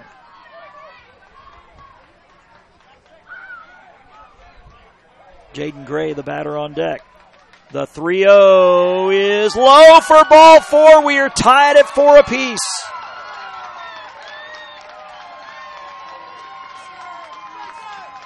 So Aiden Smith comes in to score. We are tied at 4 as another trip to the mound. And I believe that is it for Jace Rollins. So we're going to have a pitching change. We'll have it for you when we get back here on JockJive.com. Every game broadcast on JockJive.com has the potential to offer some monumental moments for its participants. That's why we not only archive every game online, but make CDs available for audio-only games and DVDs for video broadcasts. After all, a great play deserves to be remembered long after the athletic event has ended. To order your CD or DVD of any Jock Jive game, email info@JockJive.com. info@JockJive.com. Number 55, The Sportsmanship Award is one of the most coveted awards to be won at this Dixie Youth Baseball Tournament. Sportsmanship is playing hard to win, but realizing all cannot become winners. It is being a gracious loser and even more a gracious winner. Good sportsmanship involves such matters as fair play, keen rivalry, but careful observance of the rules, courtesy, and a generous attitude toward an opponent. To be considered for an award for sportsmanship, a team must, 1, demonstrate good conduct and positive attitude by all players and coaches, both on and off the field. Number 2, be prompt and participate in all scheduled activities throughout the tournament. 3, have fans that show good conduct and attitude toward umpires and opposing teams. And 4, be neat in appearance and dress of both team and coaches at all times. We ask all in attendance here at this Dixie Youth Tournament, join the coaches and players in making these qualifications the rule of behavior while attending these tournament games. Let's make this year a wonderful year of fun and great memories.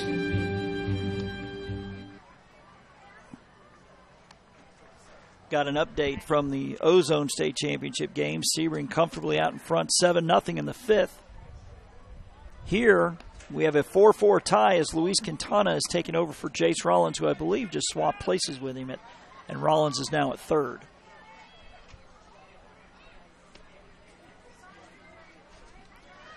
In on the Lakes in Sebring, you will enjoy the luxury of casual yet elegant surroundings that is pleasing to the eye as they are comfortable and relaxing. With more than 155 spacious, beautifully decorated guest rooms and suites, you can experience the best thing that Sebring, Florida hotels have to offer. At In on the Lakes, you'll be afforded all the comforts of home in addition to stunning views that overlook the lakes and the finest hospitality around. To find out more, go to inonthelakes.com or call 1-800-534-5253. Again, that's INN on thelakes.com. The pitch from Quintana is up for ball 1. Jaden Gray reached on an error his first time. He was then thrown out at home.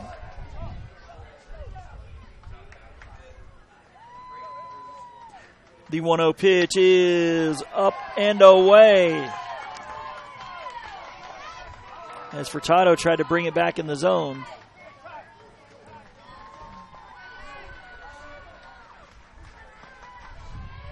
Quintana's 2-0, missing off the plate. It's now 3-0. And Marianna, all of a sudden, is a pitch away from taking the lead. to bat, number 5, Jaden Gray. Quintana with the 3-0. It is in there for a strike.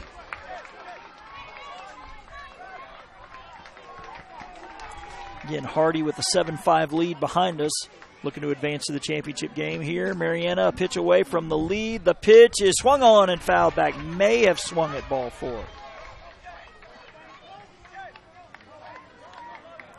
As batches of clouds continue to crawl across the sky from our left to right, which I think is north to south. My directions are correct. The payoff pitch is swung on it a mile high on the infield. Rollins in foul ground will make the catch. So Marianna leaves them loaded. But they do tie the game on 2 runs with the help of 3 hit by pitches and 2 walks. No hits in the inning. We are halfway through a roller coaster of an elimination game here in Sebring, Florida. San Ann and Marianna tied at 4. Again, you are listening to JockJive.com. Dixie Youth Baseball fans, did you know that in this season there were $72,000 scholarships awarded to deserving high school seniors throughout the 11 states in which Dixie Youth Baseball is played? Dixie Youth Baseball has now given over $1,240,000 to former Dixie Youth players and scholarships. Any high school senior who has played Dixie Youth Baseball is eligible to apply for a scholarship. The Dixie Youth Scholarship Program, just one of the good things that are a part of this program.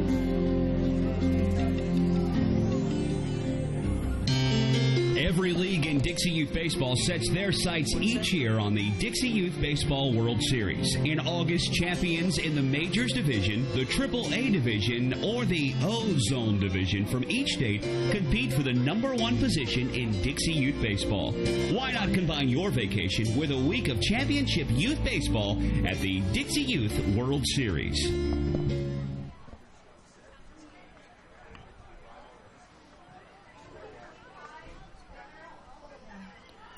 Got an update from the T-ball division. West Volusia winning its 4th straight game in the losers bracket, beating Brooksville 18-14. So they now sit and watch as Okeechobee and Avon Park scheduled to start at 11:30. Obviously, that'll be a few minutes late. If Okeechobee wins, it's Okeechobee and West Volusia for all the marbles. West Volusia will have to beat Okeechobee twice, including the 9 a.m. game tomorrow. And it looks like we have a new pitcher. Number 6 is R.J. Mays batting for Johnson. So we have a new shortstop.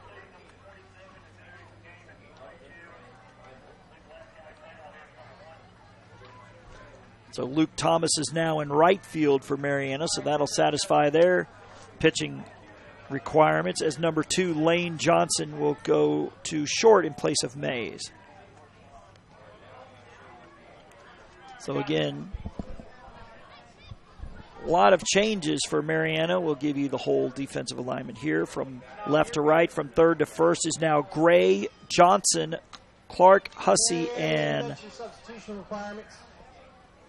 19 is Denton Lord. The outfield from left to right is Broxton, Barton, and Thomas. And it's been a wild one. San Antonio with 3 in the top of the first with the help of 5 walks and a ground out. Bottom of the second, Marianna with a pair of RBI singles cuts it to 3-2.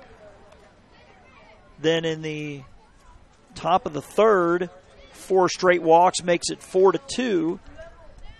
And then in the bottom of the third, it is 3 hit by pitches and 2 walks to tie it at 4.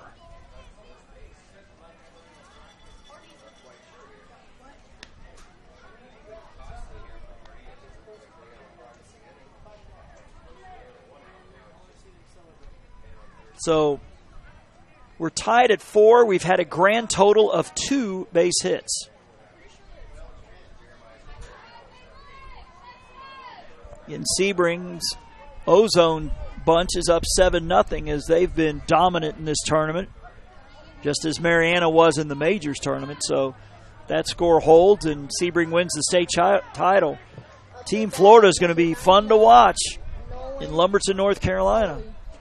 The pitch is a ball outside. Nolan Hartley up with A.J. Soto Baez. He will bat for Aiden Hernandez. He waits on deck. So as we were mentioning before, all 12 batters bat the first time through. Then 10, 11, and 12 can be inserted at coach's discretion going forward, as only the top 9 bat. So the 10th batter, Soto Baez, will bat for Hernandez when he comes up next. It's now 7-2, I understand. Still 7-0, okay. The pitch is upstairs for ball 3.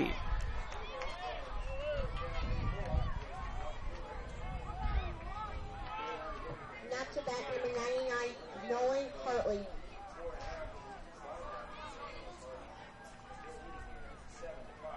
Pitch outside. It's a 4-pitch walk.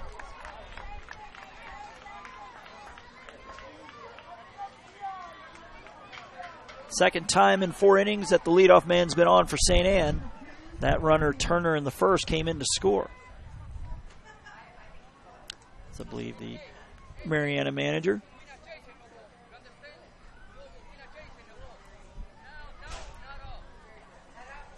And I think the San Antonio coach coming to the walkie-talkie once again.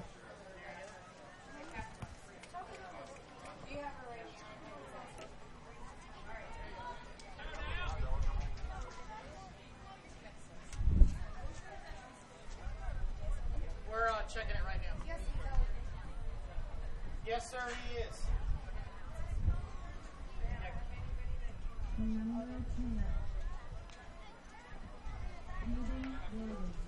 I think the San Antonio coaches were checking on pitcher availability going forward.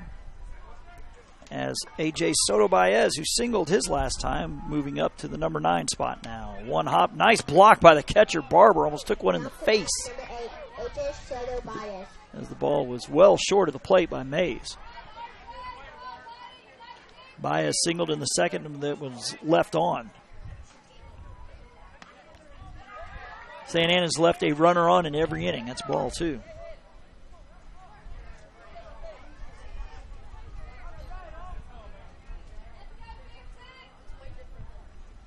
The 2-0 from Mays, low and in the dirt, ball 3. I don't think R.J. Mays has thrown a strike yet.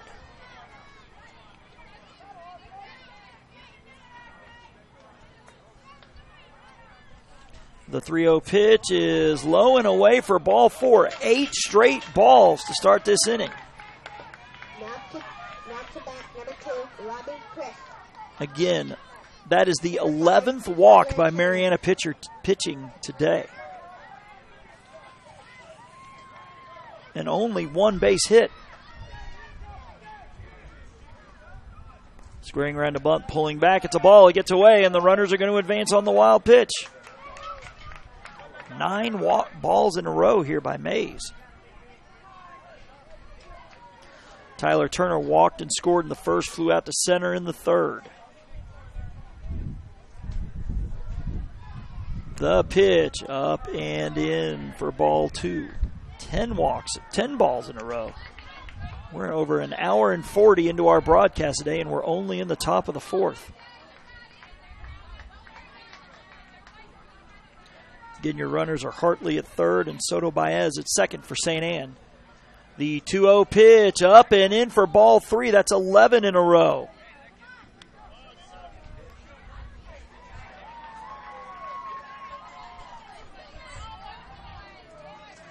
Imagine Turner's going to be taking here on 3-0. The pitch is off the plate for ball 4. That is 12 straight balls. As Mays has walked the bases loaded, and we're going to have a meeting on the mound, and I think we're going to see a pitching change as the center fielder, I believe this is Barton, coming into the huddle. I'll have it for you when we get back here on JockJive.com. Did you know a child may start in the Dixie program at or below age 6 and continue through age 19? Yes, there's an opportunity for youth 6 through 19 to enjoy baseball in Dixie. Dixie Youth, Dixie Boys, Dixie Majors. If your league is not a part of these baseball programs, contact a Dixie official for information and bring your child up in Dixie.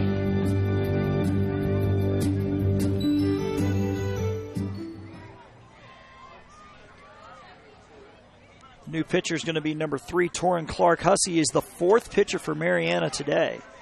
So Johnson, who started the game in center, is now taking his place at second. We'll take another break here on JockJive.com. What makes Dixie Youth Baseball different? Well, one good rule is required participation. During the local season, every player on every team is required to play in every game, and all tournament players are required to bat at least once in every game. It's not a perfect rule, but it's much more than most youth baseball organizations do, and it allows each baseball player to be an active participant. Just being a part of each win or loss means so much to the child. They just want to belong, and Dixie Youth Baseball sees to it that they do by making this a regular rule. We think this is a step in the right direction, the child's direction.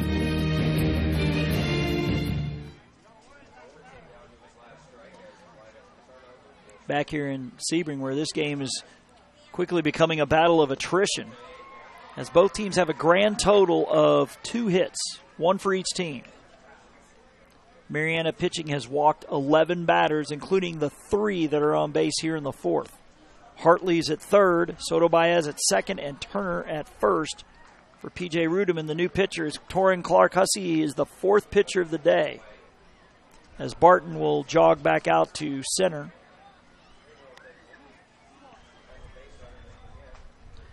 Again, the summer of Dixie is underway. Between now and mid-August, Jock Jive will be streaming all of this tournament, plus the Dixie Baseball 15U and Dixie Pre-Majors World Series, the AA, AAA, Ozone, and Majors World Series in Lumberton, and so much more.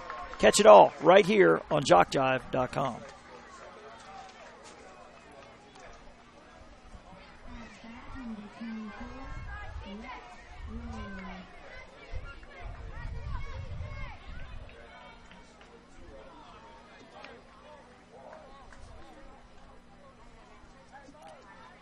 Some NBA and MLB news. It sounds like Kawhi Leonard is going to Toronto.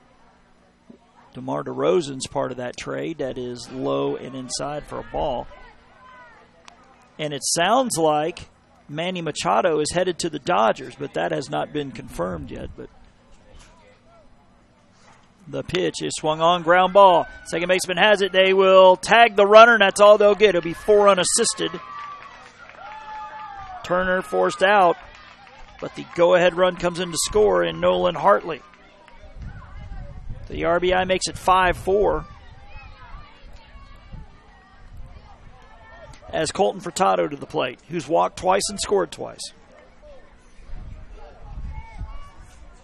But again, Kawhi Leonard can be an unrestricted free agent after 2019. So 24, Colton Furtado. the pitch is a strike call. They bluff the throw to second.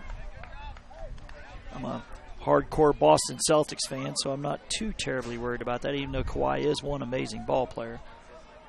But when we get Kyrie Irving and Gordon Hayward back, Boston should be the king of the East for about a decade if we can keep them all together, 1-1. Because Kyrie can be an unrestricted free agent after next year. The pitch is a strike called, a late call by the home plate umpire. Count now 1-2. With 2 runners in scoring position here. Soto Baez at third, Rudeman at second. The pitch is swung on and missed. Is it tipped? And it's tipped and held on to for the strikeout. Back to bat, number 7, Jace Rollins. So a big strikeout by Hussey brings up Jace Rollins, who has walked twice. Again, 11 walks by Marianna pitching. That one inside gets away, and the runners will stay put.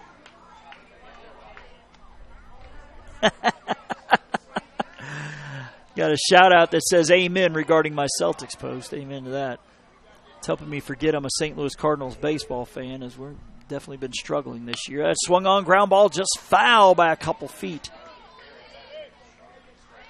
So unfortunately, Mike Matheny, the casualty there, as he was fired on Saturday. Love Mike Matheny, but that needed to be done, unfortunately. The way it goes in this business, especially when you don't make the playoffs 2 years in a row and you're the Cardinals, you're used to that. The pitch is a swing and a foul tip by Rollins. It's now 1-2.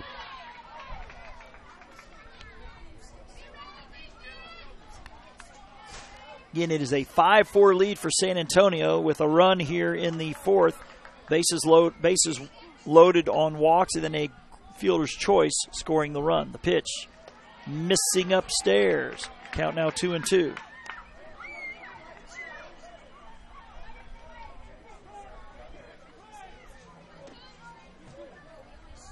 The 2-2 swung on, hit to center field. Center fielder charging in and will make the catch. The running grab out there by Barton puts the fire out as San Antonio left 2 on. They have left 8 runners on through 4, but they do take the lead on P.J. Rudimann's fielder's choice. We go to the bottom of the 4th in a wild one here. It is 5-4. Marianna looking to tie it up and take the lead here when we get back here on JockJive.com.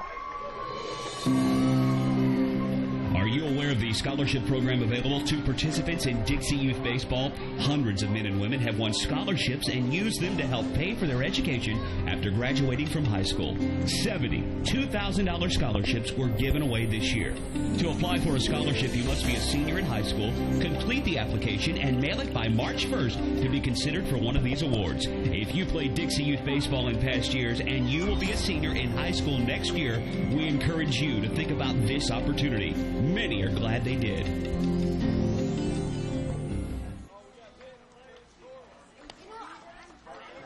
Back here at the Max Long Recreation Complex in Sebring, where the undefeated Hardy squad goes to the 6th inning with a 7-5 lead as they look to add on. Here, it is a 5-4 lead as it looks like Marianna's looking to make some changes here.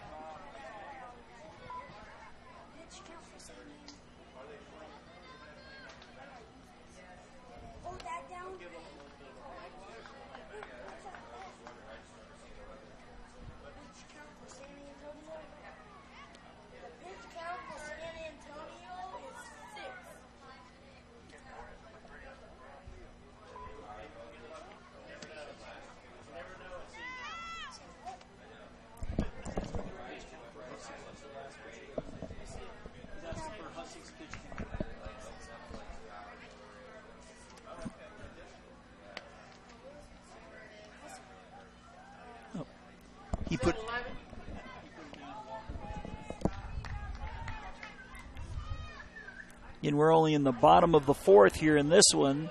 The game behind us in the top of the 6th. So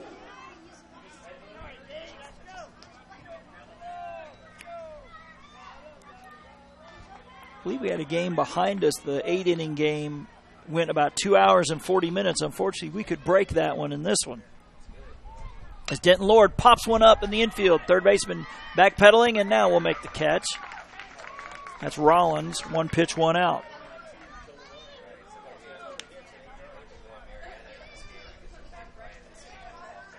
We've only had 1, 2, 3 half inning all day in this one, and that was Marianna's bottom of the 1st. There's been a lot of walks and hit by pitches in this one. As Lane Johnson at the plate, he shows bunt, pulls back for strike 1. Johnson with a single, an RBI, and a run scored in the 2nd inning.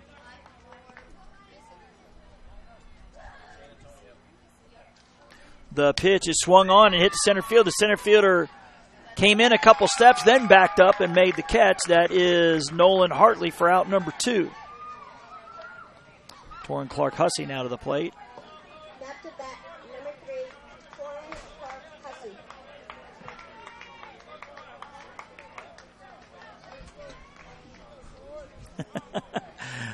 Another interesting shot out here. Pitch up and in. Says the Cardinals, really, I can't hear that word, and have painful flashbacks to Chipper Jones' final game ever, the 2013 wildcard game, and an awful infield fly rule. Now, because I remember the infield fly, he had I think it was the shortstop had backpedaled into shallow left, and then the ball fell behind him. But if my memory was right, Atlanta left 2 runners on in the 8th and the 9th. So the fly rule did not cost Atlanta the ball game. I remember I was covering a football game, my day job. I'm the sports editor at the Gulf Breeze News, and I was out in the parking lot listening to the game at halftime on the radio. Swing and a miss. So a 3-up, 3-down inning here in the 4th.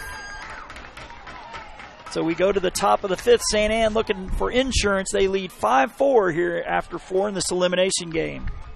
The 2018 Florida DYB AAA State Tournament, which you're listening to on JockJive.com. Sportsmanship is one of the goals of Dixie Youth Baseball. At times, we see good sportsmanship displayed by everyone except for some adults. We feel that as adults, regardless of whether or not they're active in the program, they're supposed to set a good example. Everyone can do this as they sit in the stands cheering for their favorite team. Be a good example of sportsmanship. Yell for, not against a team. In this way, you can set a good example of sportsmanship. Fans are as much a part of the game as the umpires, so be a good fan by cheering for your team and not against the other.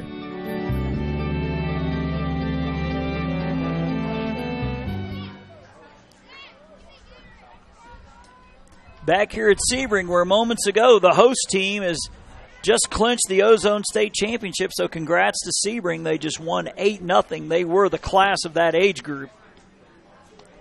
Let's see, 19, 27, 40, 55 runs in 5 games. So Sebring headed to the World Series in the Ozone Division, so congrats to them. They have had a lot of success in that age group over the years. They won the World Series in that division in 2011 and were runner-up the year after. And they're heading back. So between the Sebring Ozone and the Marianna Majors, Team Florida is going to be strongly represented in Lumberton. I'm imagining both of those teams will get past the weekend and well into the following week. Again, Jock Jive will bring you that with video webcam, which means your Jock Jive broadcasters are going to be out in the elements. That should be fun. San Antonio here in the top of the fifth will be Blommel, Lake, and Quintana, the 5, 6, 7 batters. So we know 4 of the 5 teams in Team Florida this year. It'll be, again, the Marianna Majors, Spring Hill in the machine pitch, Okeechobee in the coach pitch, and now Sebring in the Ozone. Andrew Blommel will take a pitch up and away for ball 1.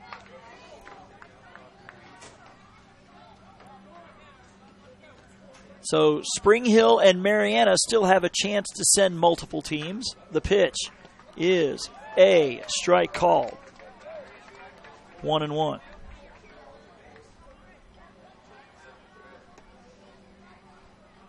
The pitch up and in.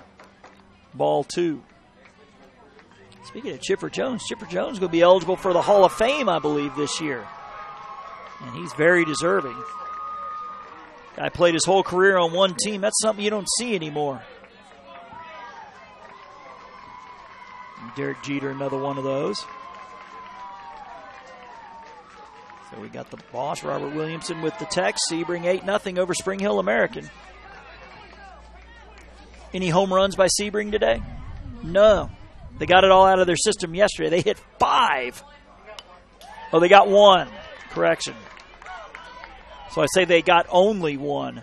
Again, they launched 5 of them in their 20-0 win over Okeechobee. And again, that game only went 3 innings, and they hit 5 home runs. The payoff pitch is up and over the head of Blommel for ball 4. So an insurance run at first for Tyson Lake. That is the 3rd time in 5 innings the leadoff man has been aboard for St. Anne. That run has scored each of the 2 times. And will we see some sort of pinch runner here? We see the San Antonio coach coming to the mic. Say again one more time, Coach.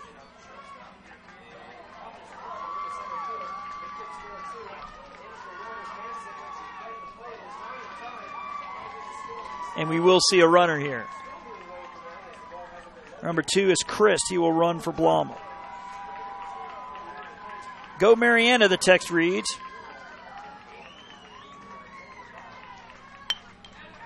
That one is hit into center field. That'll drop for a base hit. Bobbled by the center fielder, but the runner would have been safe anyway. So 2 runners on here for St. Anne as they look for some insurance runs. No out still for Luis Quintana.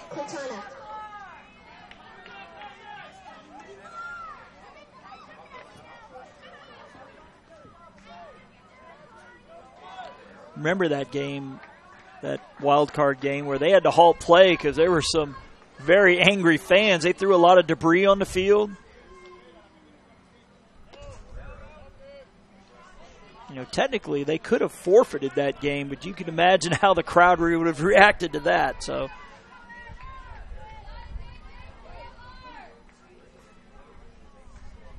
I remember I guess it was the left field umpire on that infield fly. It came awfully late. It looked like the ball was maybe 20, 25 feet from the ground when he called it. I guess it was a case where the shortstop was camped out under the ball waiting for it.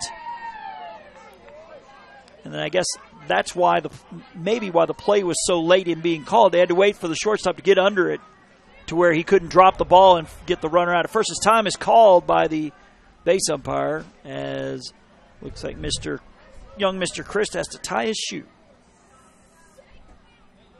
And 5-4, San Antonio with the lead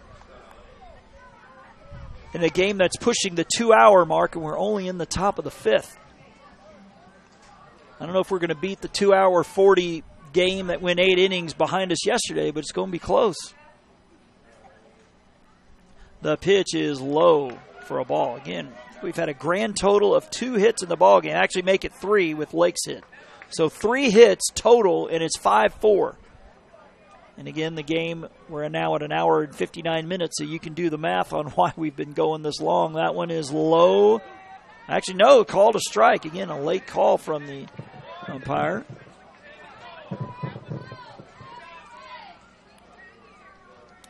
As the cloud cover continues to slowly crawl across the sky from left to right. That one's going to miss outside for ball 4.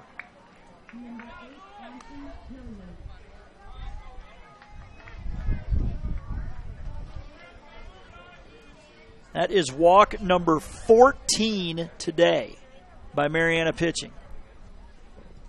Amazingly, they only trail by 1. As the Marianna manager, we believe this is Dave Barton, makes the slow walk out there. He's got to be thinking, I'm about to run out of pitching. And Clark Hussey is the 4th pitcher of the day for Marianna. Be sure to follow Jock Jive on Twitter and Facebook. On Twitter, we are at Jock Jive, and on Facebook, simply put Jock Jive Sports in the search engine. We give you scores, schedules, game highlights, event updates, and more. Twitter and Facebook, a great way to keep up with Jock Jive Sports.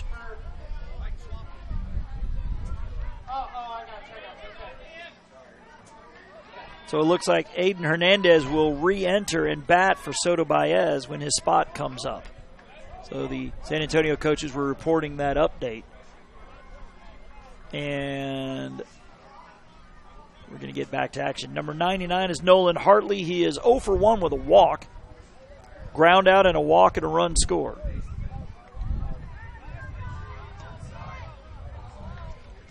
The pitch is up and in for ball 1.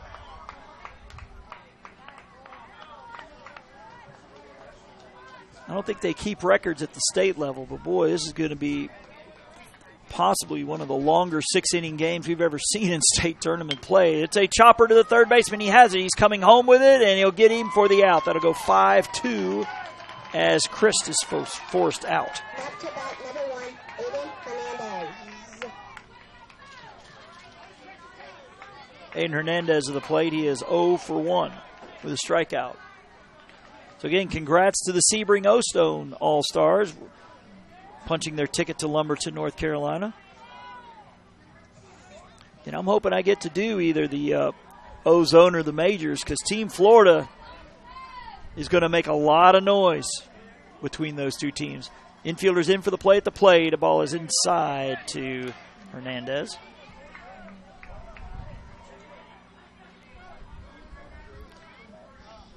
So the only World Series berth yet to be determined is here in the AAA division.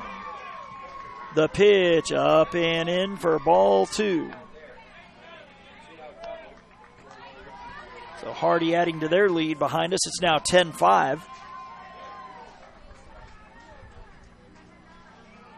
The pitch. Chopper, second baseman, has it from his knees. He pops up. He'll throw home, and they'll get him. Great work by, I believe that's Johnson. Almost got caught in between hops as he went to two knees to field it and blocked it, kept it in front of him. That's a nice-looking play there. They throw home for the 4-2 fielder's choice. As Tyson Turner batting for the fourth time. Boy, how huge will this be for Marianna? Bases loaded with nobody out, and they could get out of it. Turner looking to change it, though. That is a strike on the outside corner. Turner with a walk and a run scored in the first. Flew out to center in the third. He walked in the fourth and was forced out on a fielder's choice. The 0-1, chopped foul. It's 0-2.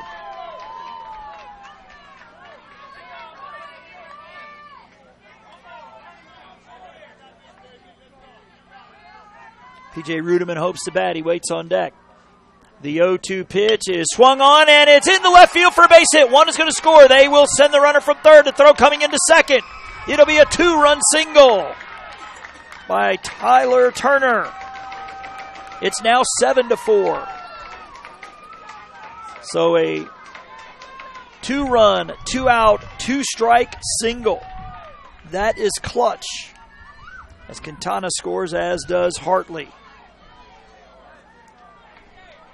Not to bat, number 22, P.J. Ruderman. As P.J. Ruderman is 0 for 2 with a walk. Walked and scored in the first, struck out swinging in the third, hit into a fielder's choice in the fourth. That drove in a run. That's a strike.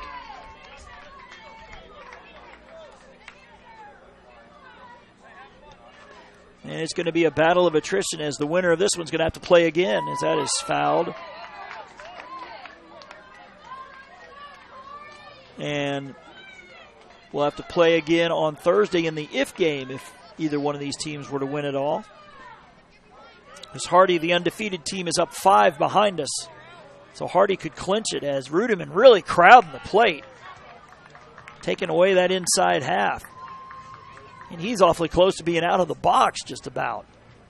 My word. Actually, looks like his heels are on the line. The pitch is a swing and a miss. And that'll be strike 3. But San Antonio with a big two-run single by Tyler Turner. Plates a pair. They leave 2 more on. They have left 10 runners on through 4.5. We will head to the bottom of the 5th. Marianna down to their final 6 outs. They trail 7-4 here. Elimination game in the 2018 Florida DYB AAA State Tournament, which you're listening to on JockJive.com. Dixie Youth Baseball is dedicated to building the youth within our community to become responsible citizens tomorrow. The real goal of the program is to teach fair play, honesty, and love of God and country. Those who play Dixie Youth Baseball are generally better for life as a result of the lessons they learn in how to meet and accept as members of a team and in the game of competition. Help us in the Dixie Youth program by offering your services as an adult volunteer. Lend a hand to our youth. There's no greater calling. For Turner.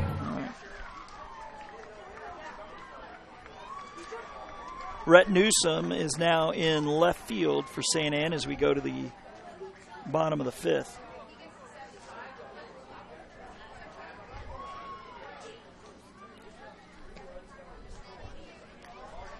Again, Marianna started the game with Denton Lord on the mound, followed by Johnson, Mays, and Clark Hussey.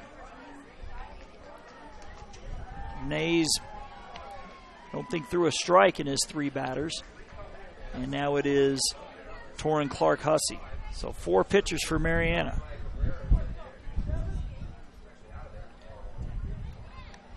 Two hours and 7 minutes and counting, and we're only in the bottom of the 5th. And if this score holds, then we will have a bottom of the 6th. It's going to be Thomas, Broxton, and then back to the top of the lineup with Bowen Barber. If you want a download of any game in this week's tournament, they're only $5 each. Just email info@jockjive.com. Again, that's info at jockjive.com. Tell us what games you want. We will send an electronic invoice that allows you to pay by debit or credit card. and the games will be on their way to you. That's info@jockjive.com for a keepsake you'll want to have for a lifetime.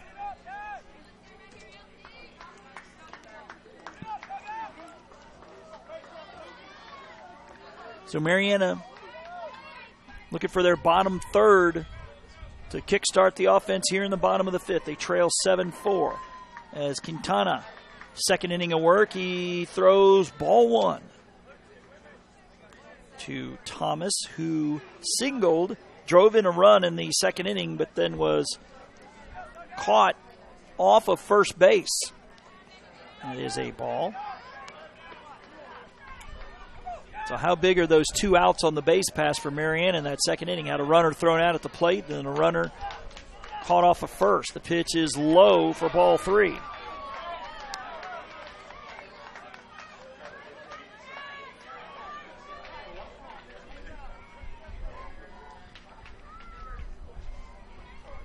Thomas showing bunt on 3-0. He pulls back. It's right down the middle for strike one. Hardy stretching it out now. It's 13-5, so it's starting to look like it'll be Hardy and the winner of this one for the state title. That'll be at 2 o'clock Eastern. The pitch is swung on a mile high into shallow left center, right to the center fielder with a long run. Makes a catch, Nolan Hartley.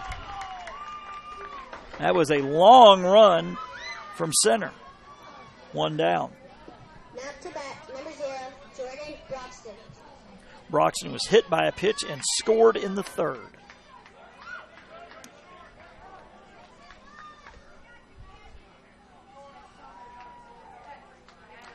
Broxton showing bunt, and he'll pull it back and take strike one. And championship game will be on field 3 at 2. So we'll have a little bit of a break before those teams square off. The pitch is swung on, popped up. Second baseman coming over and will make the catch. That's Tyson Lake for out number 2. And 6 in a row have been retired by St. Anne pitching here. As Bowen Barber to the plate. Barber grounded out to the pitcher and then was hit by a pitch in the third.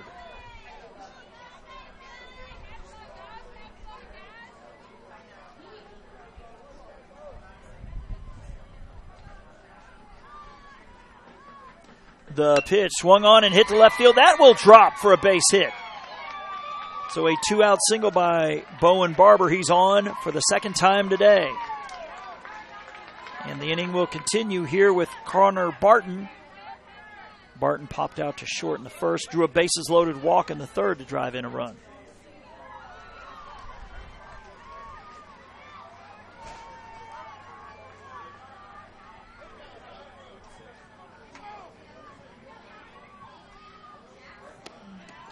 Pitch is a ball. Connor Barton.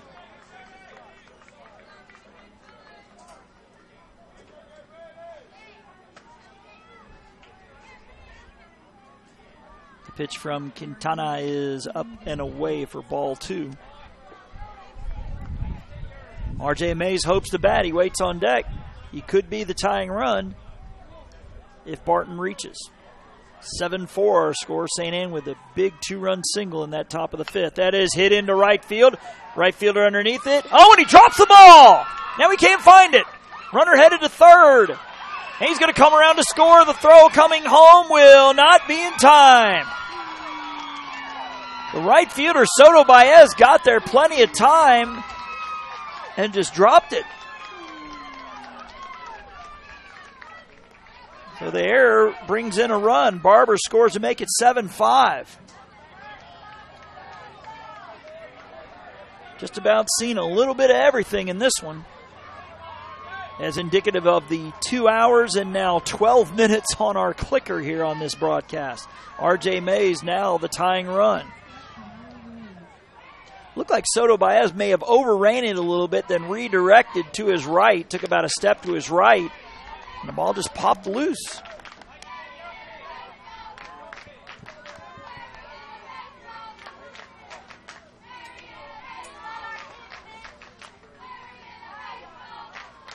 The pitch missing up for a ball. And congrats to the home team, Sebring, for winning the Ozone State Championship in convincing fashion. And Now the Marianna coach again coming down is irritated about something, which has got Marianna fans upset. Not sure what that was about. As he exhorts the Marianna crowd to get loud as they try to rally one more time. The pitch is a swing and a miss.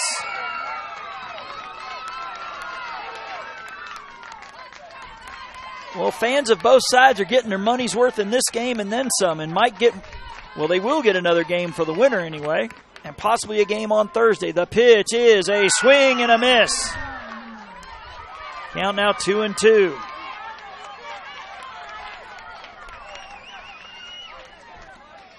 Again, the runner is Connor Barton at second base.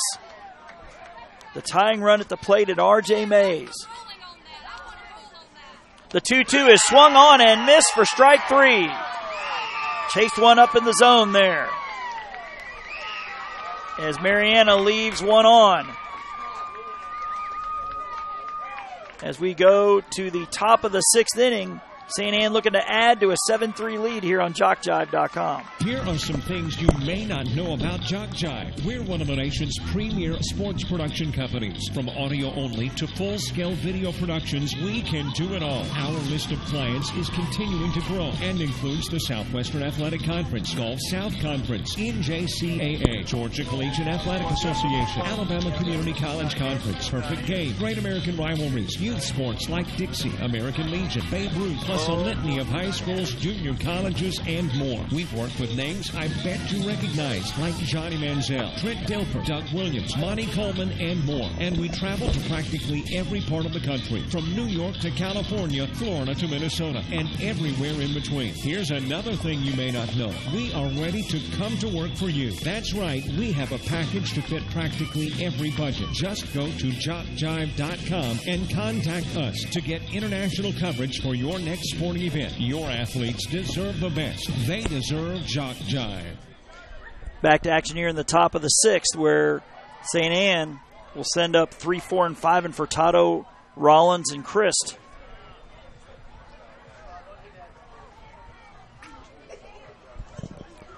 I think the heat is starting to get to both crowd bases here, as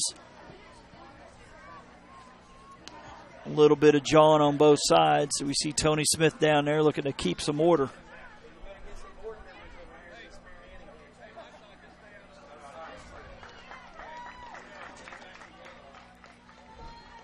Again, unsure, some of the Marianna crowd down below wanting a ruling on something. Not sure what it was, but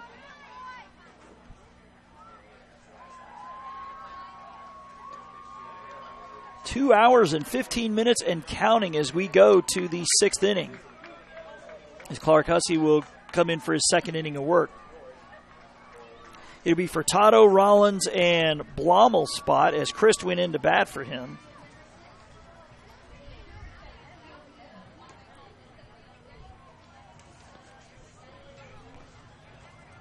Game now 17-5 as Hardy closing in on a berth in the championship game against the winner of this one. Which means there will not be a draw, so it'll basically be Hardy against the winner of this one, and the winner of this game has to beat Hardy twice. As Colton Furtado will lead things off.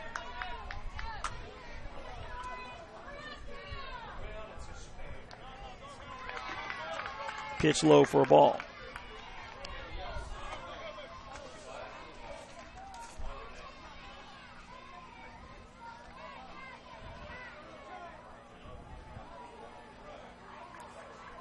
Again, Furtado has walked twice. Ground ball to the shortstop. He has it over to first in time. That'll go 6-3 for out number 1. I believe R.J. Mays is back at short, where he started the game. Now to bat, number 7, Jace Rollins. Again, the clouds are getting thicker, but they continue to move across the sky from left to right. As Jace Rollins to the plate, swung on, and it's going to be caught by Mays. So 2 pitches, 2 outs. In case you're wondering, for Marianna, they will have 4, 5, and 6 coming up in the bottom of the 6th. As, yes, Blommel will go back in to hit as Chris took his spot in the batting lineup in the 5th when he walked. Blommel has walked twice, so this spot in the lineup has 3 walks. That's over the head of Blommel. So it looks like the second T-ball game is underway. That's Okeechobee and Avon Park. Okeechobee, the undefeated team there. That's up over the head of Blommel. It's 2-0.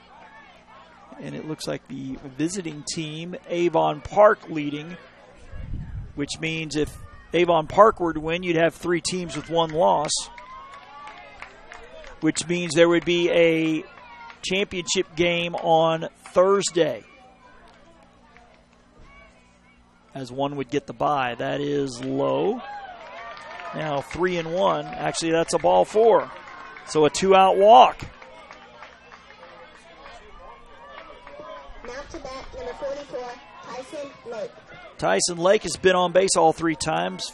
Hit into a fielder's choice. It scored a run in the 1st, drew a bases-loaded walk in the 3rd, singled, and was forced out at home on a fielder's choice. He takes one over his head for a ball. So again, it's looking like the winner of this one will take on Hardy on field 3 for the state championship at 2. The winner of this game will have to beat him twice. As we see Marianna manager Dave Barton doing some mound upkeep and talking to his infield. And while he does that, Jock Jive Sports Productions works small events and large, from T-ball to the Toyota Center, youth sports to collegiate, audio only to a full-scale production for ESPN. We do it all. To find out how we can cover your team or event, you can email info@jockjive.com. Again, the winner of this tournament headed to Lumberton, North Carolina, starting on August the 4th. Be the finale of our Dixie Summer as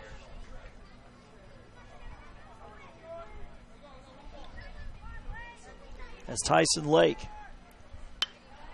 hits one into shallow right center. The center fielder giving chase, a long run, and he will make the catch. That's Barton out there for out number 3. So they work around the 2-out walk as St. Anne ends up with 11 runners left on. So Marianna is going to be down to their final 3 outs. They'll have Gray, Lord, and Johnson coming up when we get back. You are listening to the 2018 Florida DYB AAA State Tournament here on JockJive.com.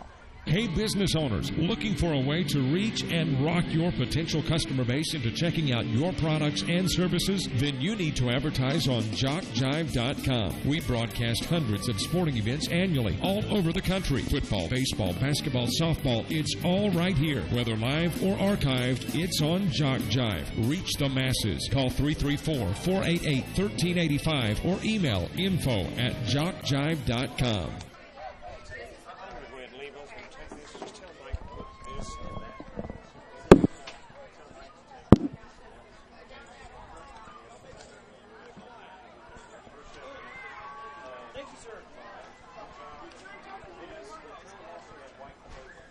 Hey, business owners, looking for a way to reach and rock your potential customer base into checking out your products and services? Then you need to advertise on JockJive.com. We broadcast hundreds of sporting events annually all over the country. Football, baseball, basketball, softball, it's all right here. Whether live or archived, it's on Jock Jive. Reach the masses. Call 334-488-1385 or email info@jockjive.com. Back to action here is sounds like the boss is going to get on the road back home. Robert Williamson's from Floral, Alabama, so I want to give a big shout out to him. He's let me be a part of the Jock Jive team now for 8 years, along with my buddy Mike Rideout over there in the T-ball field. I think we both joined the Jock Jive family back in 2011. People think I'm crazy back home. This is my vacation. The pitch is a ball. So, yes, I work on my vacation, but I tell them, hey, I'm getting paid twice. Nothing wrong with that. The 1-0 pitch is swung on and fouled back for the Marianna contingent out there.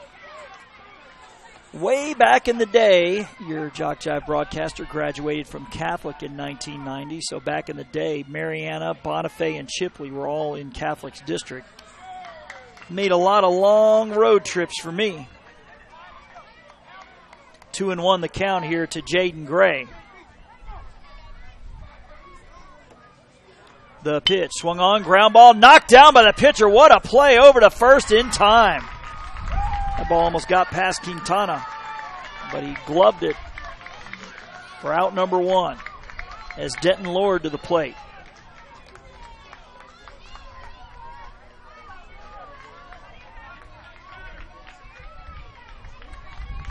Lord reached on a fielder's choice and scored in the second. Popped out to third in the fourth. Now batting, number 19, Denton Lord. And missing up for ball one. Score now is 20-5. Hardy on top, so I think I'm safe enough in pinning them in the bracket as surviving and advancing to the championship game. Again, the winner of this one will have to beat Hardy twice.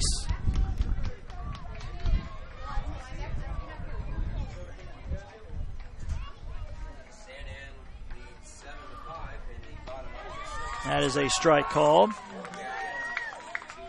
I do love the fact that they put these AAA games next to each other so Art can pretty much, you might be able to hear him in the background, and he can hear me. So we can keep up on each other's scores. That one is just off the plate. Count now is 3-1. Lord with a fielder's choice, a run scored, and a pop out. Lane Johnson on deck has an RBI single. The 3-1 is swung on, ground ball past the pitcher. It will trickle into center. Actually, it's going to be second base. Deep in the hole in right center, trying to make the play. Will Jock Jive broadcast the games in Lumberton, NC? Yes, we will. Number 2, Wayne Johnson. And we'll also have video on that. It will be webcam. It obviously will not be, high-def HD camera, but it will have some video to it. And I believe Quintana has had the ball taken from him. And we're going to have Marianna's manager coming up to talk to us on the walkie. We'll try to listen in.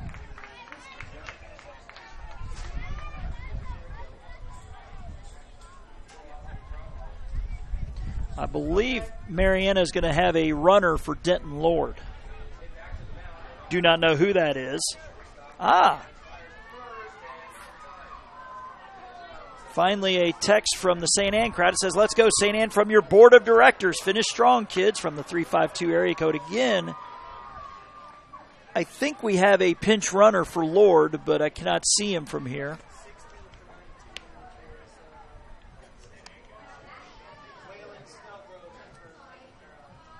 It looks like we do have a new pitcher for St. Ann. 00 going in will be the third pitcher of the day. Blommel, Andrew Blommel. So we have a new first baseman. I don't know if Quintana is taking his place. We do see him out there as Blommel continues to warm up. We'll take a quick break here on JockJive.com. Every game broadcast on JockJive.com has the potential to offer some monumental moments for its participants. That's why we not only archive every game online, but make CDs available for audio-only games and DVDs for video broadcasts. After all, a great play deserves to be remembered long after the athletic event has ended. To order your CD or DVD of any Jock Jive game, email info@JockJive.com. info@JockJive.com. Back here in Sebring, where Andrew Blommel will be pitcher number 3 for St. Ann as he looks to shut the door here, get the save. I believe Luis Quintana is now at first. Yeah, we still see him out there behind Blommel. So Lake is still at second, Turner still at short, with Rollins at third.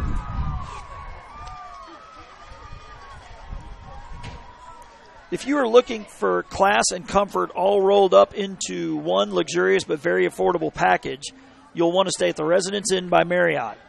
Located on Tubbs Road in Sebring, they're near everything that makes a stay convenient and enjoyable. Their service is second to none, and the Residence Inn is staffed by people who genuinely care about the youth of our community and aren't afraid to show it. The Residence Inn in Sebring, come take up residence with us.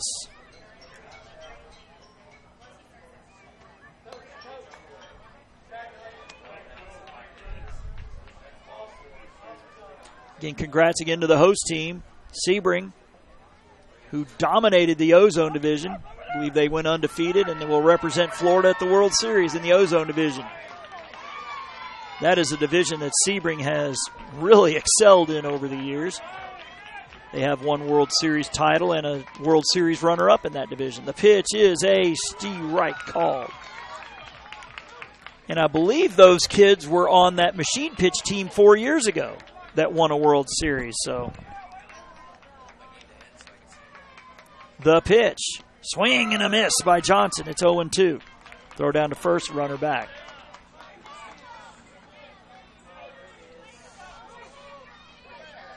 So that Sebring bunch in the Ozone looking to win their second World Series title. Looking to equal what 2010 and 2011 did in the AAA in the Ozone. The pitch is a strike called. Is that strike three? It is. I can't believe it. The pitch was up. Says, let's go, CNN. Y'all got this. From Kingston Green and Bushnell. As Clark Hussey, I think, is going to be called back. We might see a pinch hitter for Hussey. Marianna coaches are talking it over. Well, I guess they're going to stay with him. Marianna now down to its final out.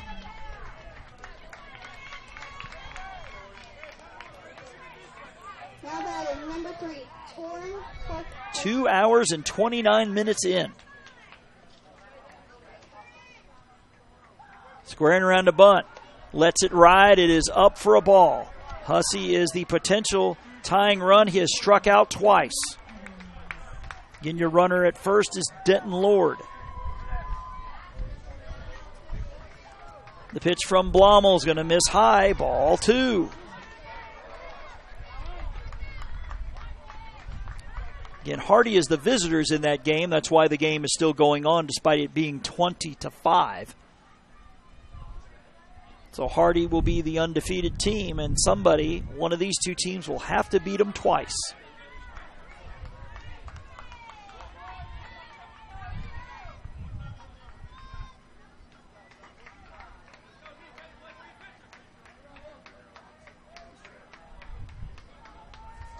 Hussey squaring around a bunt again, pulls back. It's in there for a strike. It's 2-1. The tying run at the plate here in the bottom of the 6th.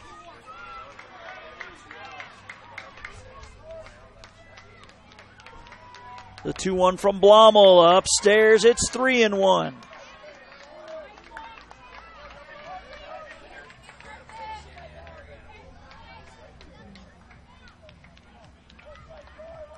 As Luke Thomas waits on deck, but he needs his teammate to extend it. Season on the line here for Marianna. The pitch is swung on and fouled back. He may have chased ball 4 there. So Marianna's now 1 strike away.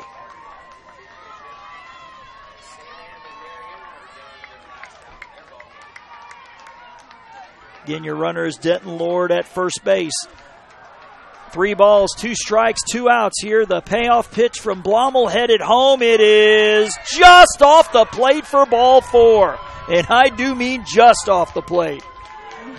It looked like Clark Hussey was holding his breath there, and he got the reprieve. The tying runs are on for Marianna. Ooh, that was almost too close to take right there. As Luke Thomas to the plate.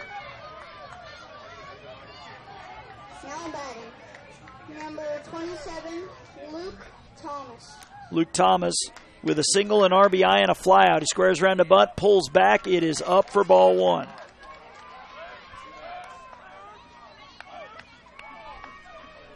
Again, we want to give a shout-out to all the folks behind the scenes here at Sebring who've made this a fantastic tournament. They've got a lot of experience hosting state tournament play. The pitch is a strike called.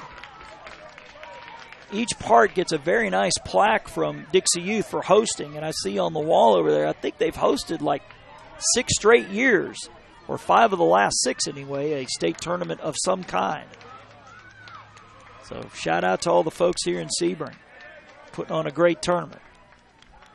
The 1-1 is swung on and missed. Strike two. Marianna down to its final strike once again. Again, it is Denton Lord at second, Torrin Clark Hussey at first. And the manager's coming down and trying to comfort Thomas, as I think they are 9 and 10 years old. They do understand the enormity of the situation, as they're coming down there just giving him a quick pep talk. A lot on the line, man. Just wait till you get to the World Series. It's even 10 times worse, as both coaches coming down to try to comfort him, and just got to breathe, that's all. And here we go. Luke Thomas back in the box. 2 balls, 2 strikes. 2 on and 2 out. Marianna down to its final strike. Actually, it is 1 and 2, it looks like.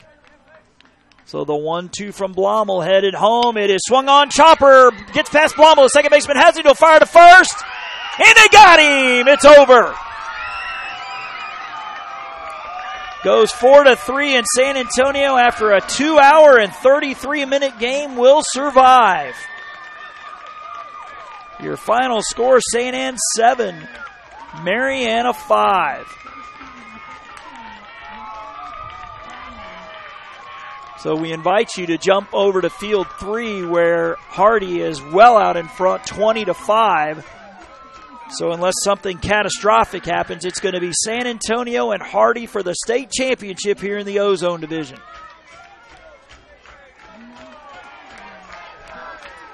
Tell you what, we're going to go ahead and keep it here. We'll listen into the post-game ceremonies, as Marianna will get their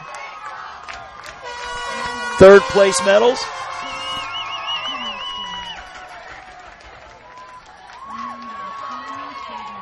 As both teams are lining up on their respective baselines here.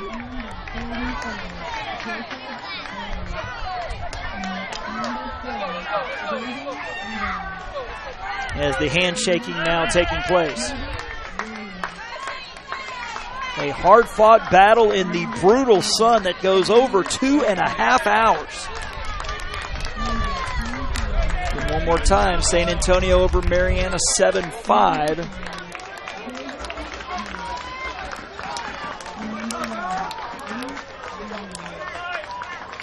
Actually, I guess that game is over. They're doing the post game over there. So Hardy has beaten St. Spring Hill National 20-5. We'll go ahead and keep it here. We see Tony Smith, state director here for Florida, about to give out the medallions to Marianna.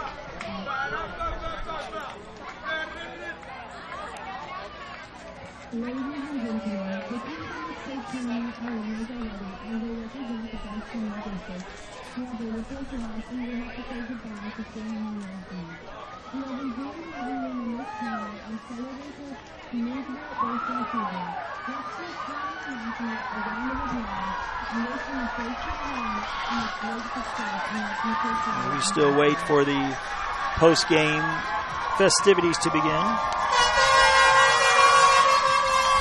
The Sportsmanship Award goes to number 3, Torrin Clark Hussey. As Torrin Clark Hussey will get the MVP award for Marianna. Sportsmanship Award, my mistake.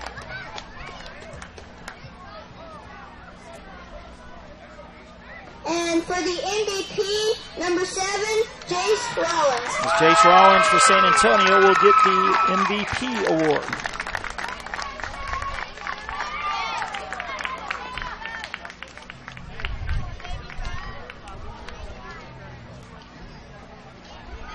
Please step forward to receive your award when your name is called out.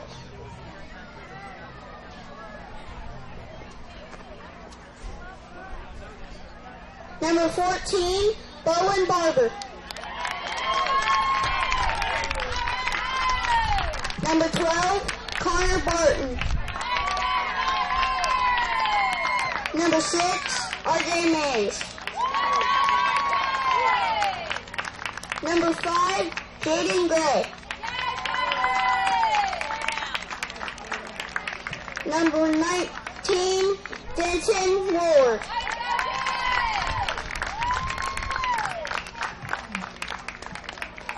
Number 2, Wayne Johnson. Number 3, Torin Clark-Hussey. Number 27, Luke Thompson. Number 0, Jordan Broxton. Number 17, Jackson Robert. Number 16, Waylon Snellgrove. And number 1, Aiden Smith.